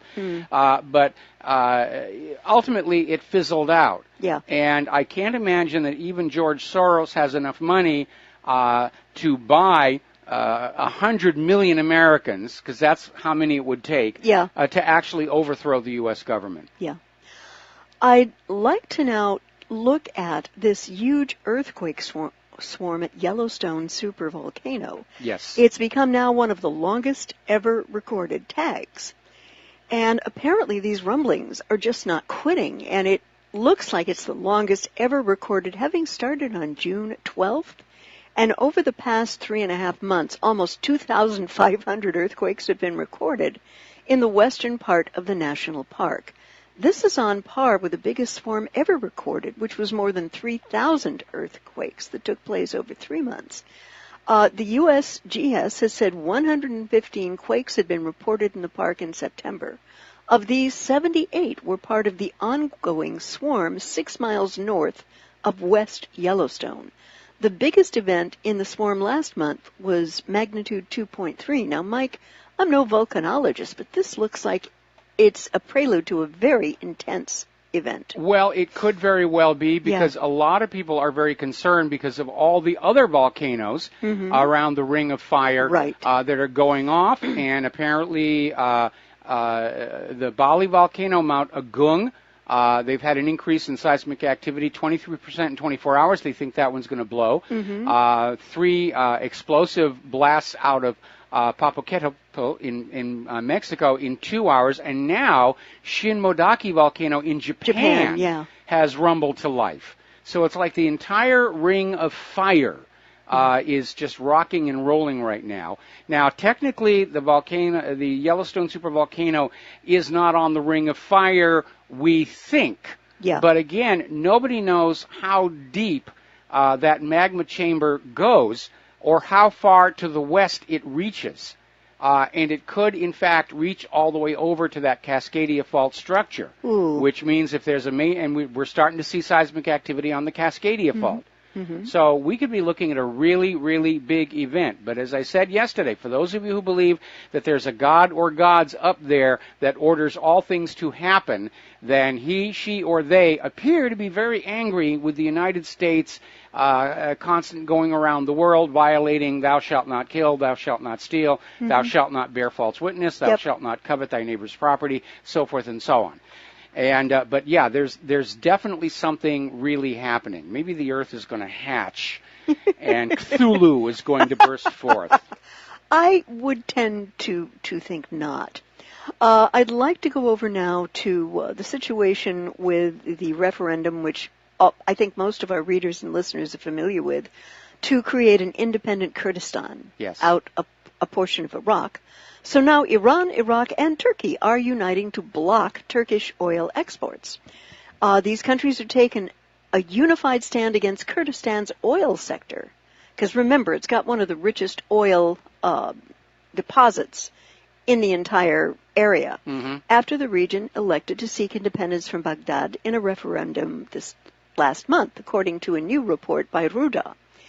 And the article says, in the case of northern Iraq, Iran, and Turkey, they're going to form what they call a tripart mechanism, whatever the heck that means, and will decide on shutting down the oil. Turkish President Recep Tayyip Erdogan said after meetings with leaders from the other two nations on Thursday.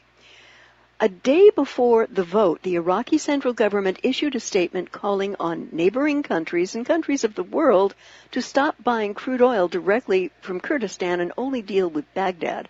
I'm afraid the horse is out of the barn on that one. And the question I have to ask, Mike, how practically are Iran, Turkey, and Iraq going to do this without literally blowing up the oil rigs? Well, just look at a map and see where those oil delivery pipelines go. Remember, Kurdistan is landlocked. It's not like they can use oil tankers. You know, they're hostage to the countries that have those pipelines. Right. And if all those countries that border Kurdistan decide to shut those pipelines, that's basically the end of the deal. The question is, how long can Baghdad continue to support market demand without having to militarily go back into Kurdistan, at which point we're going to have yet another Iraq war Civil on war, our hands. And it's interesting, Russia, a week before the referendum, signed off on an independent deal with Kurdistan regarding its oil. So I would suggest that this tripart group, Iran, Turkey, and Iraq, might want to tread a little bit gently on any Russian resolved to see an independent Kurdistan. Well, that could Iraq be the will not go gently, Turkey won't go generally, but Iran might cave because they're getting buddy-buddy with the Russians. They know that the Russians are the only thing standing between them and eventual U.S. invasion. Right. They may leave that pipeline open, and that would certainly change things. Oh, that would change the dynamics. Yes. And here again, with a little bit of a wink and a nod, Russian hackers win again. John Kelly's personal cell phone allegedly compromised for months. And again, tongue-in-cheek, is John Kelly the latest victim of the now infamous, pesky, yet extremely elusive Russian hackers that allegedly cost Hillary Clinton the 2016 election and are slowly taking over the world? According to Politico, he just might be. White House officials believe that Chief of Staff John Kelly's personal cell phone was compromised, potentially as long ago as last December, according to 3 U.S. officials. The discovery raises concerns that hackers or foreign governments may have had access to information on Kelly's phone while he was Secretary of Homeland Security and after he joined the West Wing. Tech support discovered the suspected breach after Kelly turned in his phone to White House tech support this summer, complaining that it wasn't working or updating software properly. Kelly told the staffers the phone hadn't been working properly for months, according to the officials. So, let us track the logic here. Kelly's personal phone misbehaves for months, and he doesn't have the horse sense to get it checked when it originally stopped working the way it should have. And this is one of the guys who has the ear of the President of the United States. People, be very afraid. Very afraid. It's not just that he has the ear of the President of the United States of America, is that he controls who gets to the President. And what gets to him. And right now, Dana Rohrabacher is still unable to get a meeting with President Trump over the proposed deal where Julian Assange will turn over information proving that the DNC emails were leaked, not hacked, and in exchange for a pardon. Now, as far as what's going on with Kelly, everybody blames Russia for everything, and again, there's no evidence. Remember, all of our cell phones are backdoored by the NSA and the CIA. So if these phones are non-secure, it is the fault of the U.S. government itself for drilling these holes into our phone systems, and then they get all upset when somebody finds it and uses it against a government official. Well, you can't have it both ways. You can't have windows into everybody's life and then get upset when somebody peeks through, which is exactly what's happened here. And don't forget, we know that U.S. government agencies were wiretapping and spying on Donald Trump and his friends and associates and staff both before and after the election. There's no reason John Kelly wouldn't have been on that list. And so given that we know that the FBI was doing this, I would say that the tapping of Kelly's phone probably originated much closer to home, and considering how badly they botched up the job, that also points to the FBI. Because when you put malware on a phone, you don't want it to do anything that calls attention to itself. Absolutely. And this obviously did, and so I would say that, it's another classic FBI quality job. Well, this comes to us from Zero Hedge, which is a blog for which I have a great deal of respect. Apparently, the Bureau of Labor Statistics has been caught fabricating wage data. Oh, tell me it's not so. You're shocked, I can tell. Oh, I'm just, I'm all a quiver. While it's not the first time they've observed the BLS manipulating data, the last time was in This is what happens when the Bureau of Labor Statistics is caught in a lie. Never before had we actually caught the Bureau of Labor Statistics openly fabricating data until now. As reported earlier today in one of the most closely watched statistics in today's payrolls, the BLS reported that the annual increase in average weekly earnings was a whopping 2.9% above the 2.5% expected and above the 2.5% reported last month. On the surface, this sounded like a great number, as the 2.9% annual increase, weather distorted by hurricanes or not, was the highest since the financial crisis. However, in looking at the numbers, there was a decrease in that number rather than an increase. And, it's right there in black and white. You look at it at Zero Hedge and you think, what are these people trying to do? Because it's very obvious that they fudged the data. Well, they're trying to keep the American people calm and reassured that everything is fine so that we don't get out the tar and feathers. It's the same kind of thinking that takes almost 100 million Americans unable to find a job and magically transforms it to a 4.2% unemployment rate. Just wiping them off the statistics. Yeah, they're cooking the books. Yeah. Right.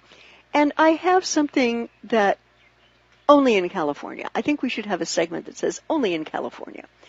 California can now jail people for misusing gender pronouns. I did not make this up, I swear. They can be jailed who refuse the preferred gender pronouns of nursing home residents after Democratic Governor Jerry Brown signed the bill Thursday. Still the moonbeam. The law's effect is limited to nursing homes and other long-term care facilities, but mandates that those who willfully and repeatedly refuse to use a transgender resident's preferred name or pronouns can be slapped with a $1,000 fine and up to 1 year in prison, according to the California Health and Safety Code. Well, we got to take a break for commercials, and we will be right back. Yep. And aloha, America. Welcome back to the show. And before we go back to the Lady Claire, I want to make a point of picking up on Tropical Storm Nate, which is expected to achieve hurricane force as it travels over the Gulf of Mexico this weekend. And it is aimed, unfortunately, right now at those poor people in Louisiana, New Orleans, Mississippi, and on up into the heartland of America. Again, do your preparations now. Don't wait till the last minute.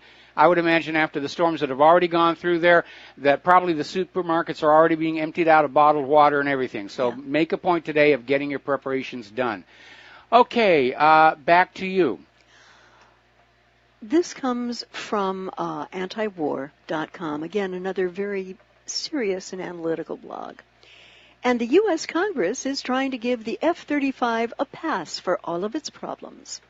The $700 billion Defense Authorization Bill for 2018 contains a number of provisions that are likely to increase the risk of cost overruns for the F-35 Joint Strike Fighter program and undermine the ability of Pentagon officials and Congress to assess the combat suitability of new weapon systems in the future. In other words, just keep on sending the money over there and don't look too close at where it's going. One of the central debates for the F-35 program, Mike, is whether it will be more combat capable than the systems it's replacing.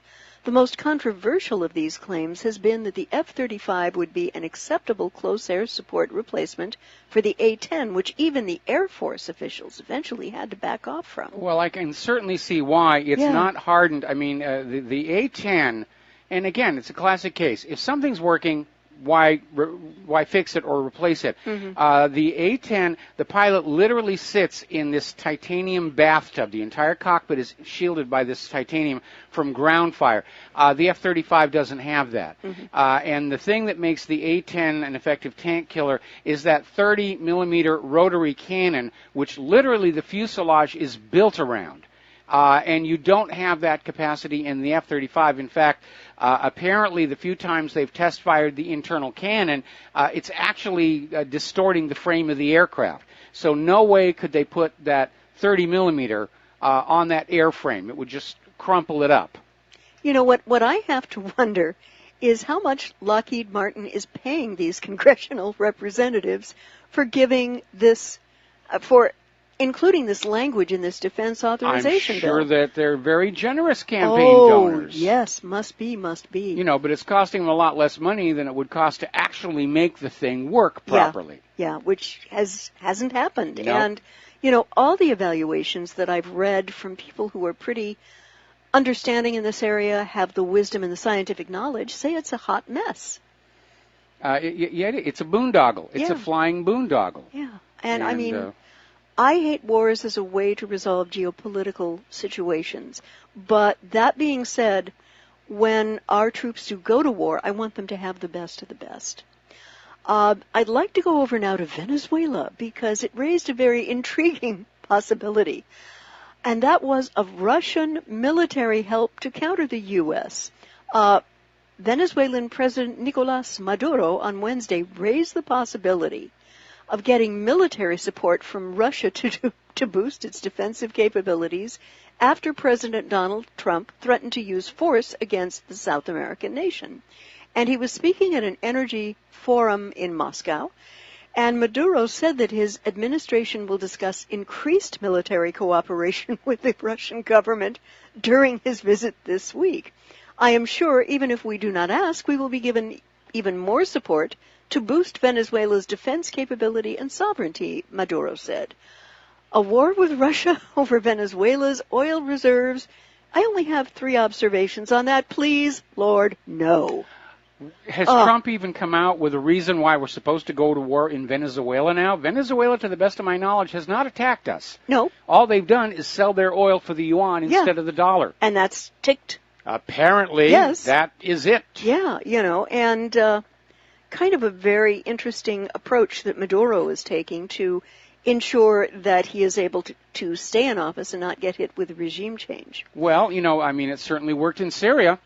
You know, the Russian military have proven to be very cost effective. And again, I think one of the worst mistakes that Trump made was sending in those cruise missiles to that Syrian air base because most of them missed the target. And that's not a message you want to send to the rest of the world about the quality of our weapons. Nope, not at all. We will be right back.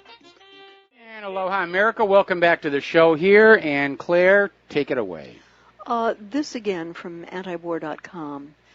apparently slain U.S. troops were told that the Niger area was low risk.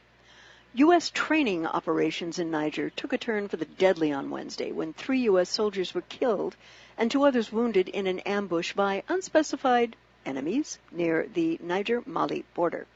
These are the first U.S. combat deaths recorded in Niger, with another U.S. soldier killed in a vehicle accident earlier this year. The incident is raising a lot of questions, Mike, because U.S. commanders have been telling everyone involved that the patrols were low risk and that there was very little hostile activity in the area. Well, that's what you're going to tell the troops to send them on out there. I don't even know why we're in Niger. I mean, I'm going to point that out. All right, good. These troops were lied to about the risk factor of their deployment here, and their COs should have been much more forthright with them about the real dangers they were facing. And Mike, correct me if I'm wrong, but I'm more and more seeing national armies as the hired guns of major corporations colluding with the governments, which are their willing errand boys, in order to expropriate foreign natural resources to which they have no real moral right, and make sure that those resources are only sold in specific currencies. Well, this gets back to Major General Smedley Butler and his comment that war is a racket. Yeah. And if you take a look at Index Mundi, which is a it's a CIA-sponsored weblog, you will see that there is gold in Niger, there's uranium, all sorts of things that are in very, very deep demand that the U.S. would like to have more of. So this is what we're doing in Niger, trying to make sure that the Nigerian government is Western and U.S.-centric, and that whatever is being mined and expropriated is only sold in U.S. dollars. Well, this is another reason why China is now establishing a presence on the African continent, because they're kind of sick and tired of the United States trying to run the entire planet when it can't even do a decent job running its own country. Yeah. I know that you have talked about the issue of U.S. decertification of the P5+1. Yes. But there are a few things I'd like to mention about that. Yes. To blame Iran for the instability in the Middle East, which is the fault, generally, of the occupied, unhinged, surveilled states of America. And right now, what I'm seeing, Mike, it's generally the U.S. which is responsible for the arc of instability, not to mention insanity in the Middle East, moving westward toward Russia and eastward toward China and Asia.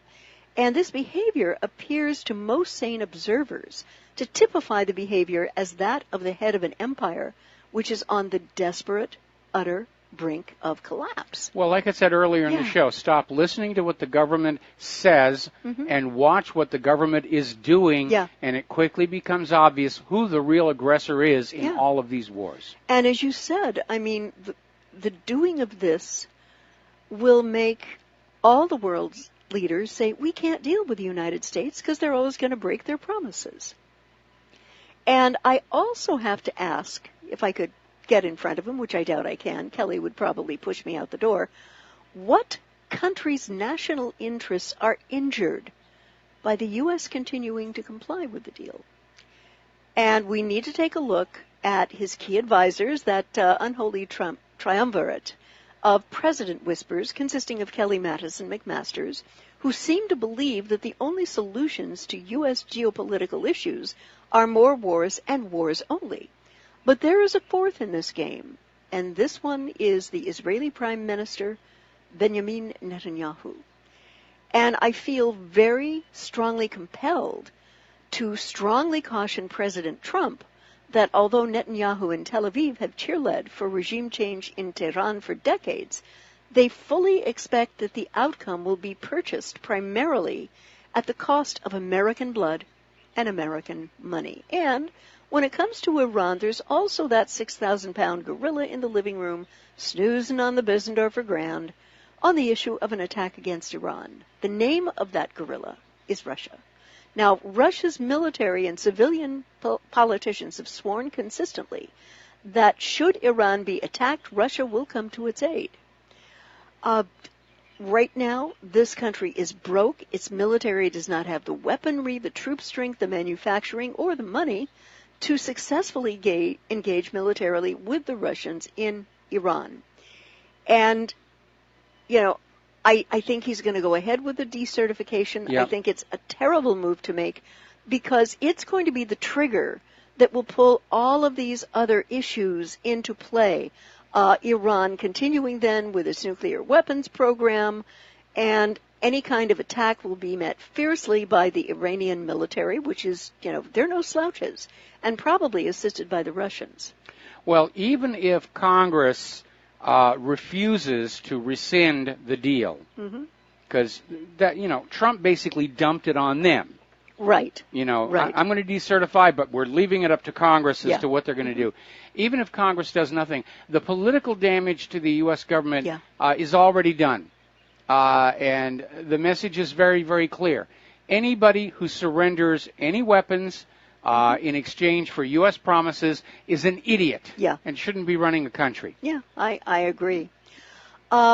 We had kind of a Pyrrhic victory in the last week, in that the UN blacklisted the Saudi coalition for killing children in Yemen.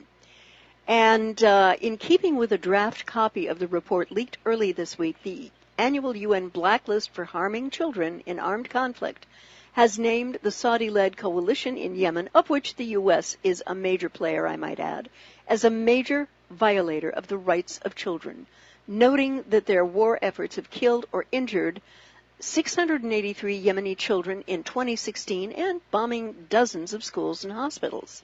The report confirmed that Saudi actions objectively led to 683 child casualties. I think that number is way low. I agree. And 38 verified incidents. They listed Al-Qaeda, ISIS, and the Shiite Houthi movement as well, although they had much lower casualty counts.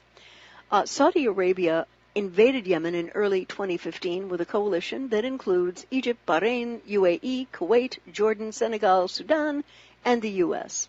The U.S. involvement has included targeting support for Saudi warplanes, in-air refueling for Saudi bombers, and naval participation in the blockade of Yemen. And this happened last year, but what the Saudis did was threaten to withdraw funding to the UN, and these actions simply melted away. I don't think it's going to do a thing about the Saudi actions in Yemen. And the U.S. participation in these activities makes the U.S. government complicit in war crimes in Yemen.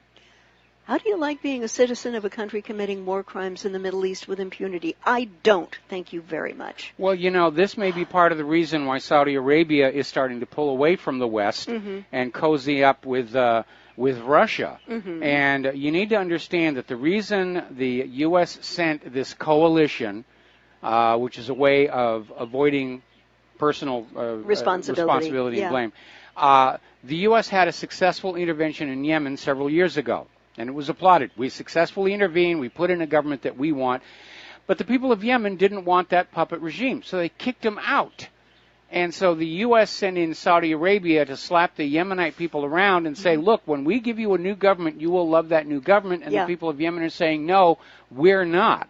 And so the puppet government, the so-called internationally recognized government, last I heard they were holding meetings on this abandoned car carrier in the port. And the people of Yemen are just trying to take their country back, just like the people of Syria. And I'm sure they're emboldened by events in Syria. Yeah. And the one thing that people need to remember, in the last election in Yemen, there was only one candidate on the ballot, that of Mansour al-Hadi. Yes. I mean, democracy in action? Come on, folks. You know, this is pretty awful. It's democracy mania. Not really democracy, but an incredible simulation. Right, right. Let's bob over to Israel. And Netanyahu has said Israel will not accept a Palestinian unity deal. And he insisted that any Palestinian unity would necessarily come at the expense of Israel's existence, and so he would not allow it. Other top Israeli officials also condemned the reconciliation talk, suggesting that they amounted to the Abbas government cozying up to a murderous terrorist organization. Now, this is just another stalling tactic to prevent meaningful peace negotiations from happening, which is why Netanyahu is refusing talks yet again. Yes, and that's been the pattern all along. I mean, back when Yasser Arafat had the PLO, Israel actually covertly started Hamas, and they did it for precisely the reason of saying, look, we don't know who we should be talking to, therefore we're not going to talk to anybody. Then Arafat was assassinated and the PLO collapsed, and all of a sudden Hamas found itself basically the government of Palestine, and so Israel supports Abbas and his group, and saying, once again, we don't know who to talk to, therefore we're not going to talk to anybody. And this is just the way Israel has been playing the game. Now, the good news is pressure is building on Netanyahu. He's being interviewed over apparently 2 more abuse of power charges, and it's looking more and more like there are people inside the government of Israel who think he's had that job way too long. And what was ironic to me was he characterized Fatah as a murderous terrorist organization. And I thought for a second he was talking about the IDF and its slow-motion genocide against Palestinian children. And I was able to look in DuckDuckGo, I think, and there were about 20 incidents of the IDF shooting Palestinian children dead. 28 in the last 3 months. And now, I'm going to be honest. It's not that there haven't been atrocities from the Palestinian side. But that being said, when Prime Minister Netanyahu characterizes any group as murderous, he may well want to think before he makes such an accusation, as a blowback comparison to what the IDF has done will practically be inevitable. There's a website you all ought to visit. It's called ifamericans.onlyknew.org. And it basically, it's a very objective, honest telling of who is doing what to who in Israel and Palestine, and how much it's costing you, the American taxpayer. And it is insanely one-sided. Yes, there are Palestinians who are fighting back, who are trying to bring an end to this, but the bias is overwhelmingly on Israel's side when it comes to just keeping track of all the shootings and the beatings and the torture and the imprisonment. There really is no comparison between the two. So for Netanyahu to accuse the Palestinians of being a terrorist state, he does. That's a case of the pot calling the kettle black. Right. And when children and they do jail children, and sometimes indefinitely, and when children sign confessions, the confessions are in Hebrew, a language those kids don't understand at all. They speak Arabic. Yes. And, there is the lovely little thing of Israel having sealed off West Bank and Gaza as Sukkot begins. There's an 11-day border closure hitting some of the 4 million Palestinians as week-long Jewish holiday commences. And they've sealed it off for 11 days. At midnight on Tuesday, all crossings to West Bank and Gaza Strip were closed off to some 4 million Palestinians in the territories. Now, many of these people affected hold Israeli work permits and cross to go to their jobs daily. Banned from entering Israel, they now stand to lose their livelihood for the next 10 days. And, I mean, the people they work for may not hire them back. That's pretty awful. And it is said that Israeli soldiers roam around settlement construction sites in the West Bank, and if they see anyone there, they immediately send people back to their villages. Now, Mike, could someone please remind me again how Israel is allegedly the only democracy in the Middle East? No, it's an apartheid state. I mean, the license plates prove it. The license plates, there are different colors for Jews versus everybody else. And if you have the right license plate on your car, you're waved through all the crossings and the checks, and you're just allowed to go on your way. If you have the other license plates, you'll be stopped, searched, harassed. That's apartheid when you do that on the basis of religion or ethnicity. It is, and it's sort of like the yellow badges that Jews had to wear in Denmark during World War II. Well, that gets really blown up, by the Holocaust industry. But you need to remember that the Nazis had all different kinds of badges people had to wear. And actually what was mandated for the Jews was a yellow triangle. Most of these badges were just triangles, and the gays got the pink ones, and gypsies got, I forget what the other, but the Jewish ones would take two of those little triangles and make the little Star of David for themselves as a sign of religious pride, which I think is a very good thing to do. But it wasn't just the Jews that were being tagged with these identifiers. It was the gays, mentally ill, gypsies, former criminals, and it was a very complex system. Yeah. I'd like to bop over to Saudi Arabia because apparently Saudi Arabia and Russia have signed deals, very intense deals, and they're going to buy Russia's top plane killer, the S-400. And so, as you said, it looks like Saudi Arabia may be pivoting to join Turkey, which is also buying the vaunted S-400 surface-to-air missile systems. And the announcement carried extra diplomatic weight as Saudi King Salman was visiting Russia when the Saudis made the announcement. And all of a sudden, the NATO guys and the Europe guys getting their clothing in a twist, and apparently retired Admiral James Stavridis called the sale a step backwards in U.S. foreign policy and defense policy. And since World War II, when President Roosevelt agreed with King Faisal that we would guarantee Saudi sovereignty in return for access to their oil, the kingdom has been one of our closest allies. And, of course, they had to throw in notwithstanding the 9/11 attacks led by Saudi citizens. So, retired Admiral James, a word, please. It is very simple. The Russian weapon systems work as advertised by the incredible performance they've given in Syria. Right now, the American weaponry system is in a state of utter shambles, courtesy of lousy engineering and huge cost overruns at the public's expense, which the U.S. military and federal government simply allow to continue. Okay, we're going to have to take a break here for a commercial. We'll be back with our last segment of our program today after these few words.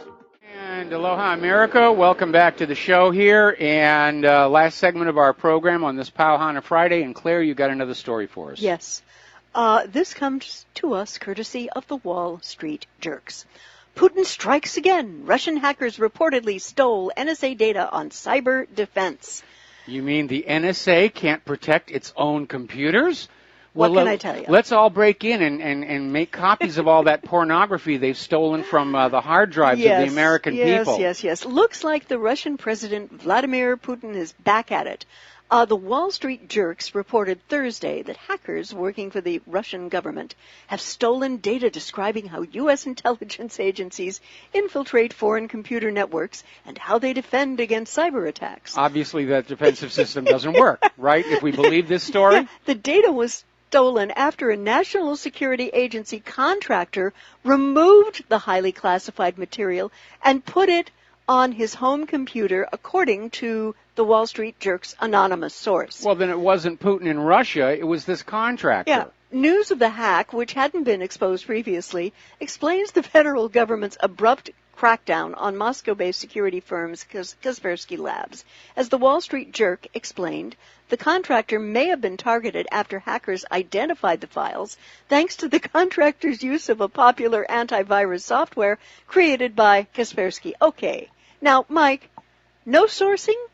I have to ask, since when did the Wall Street Jerk get so completely sloppy in their alleged reporting? Okay. Now, first of all, how did the hackers use Kaspersky to identify the files? It makes no sense. It really doesn't. Yeah. And again, they're blaming Russia for this, but the blame for this is this contractor who basically put sensitive material like that on their home computer. And if that material was in fact classified, and it should have been, that's a Title 18 felony violation. Yeah, that's jail time. That guy should be going to jail. You know, and I have to ask, is the major prerequisite necessary for working for the NSA complete and abysmal technological stupidity. And well, okay. They don't want smart people working for the NSA anymore. They may wake up the way Snowden did, and then they'll really be in a fix. So the NSA is apparently hiring morons.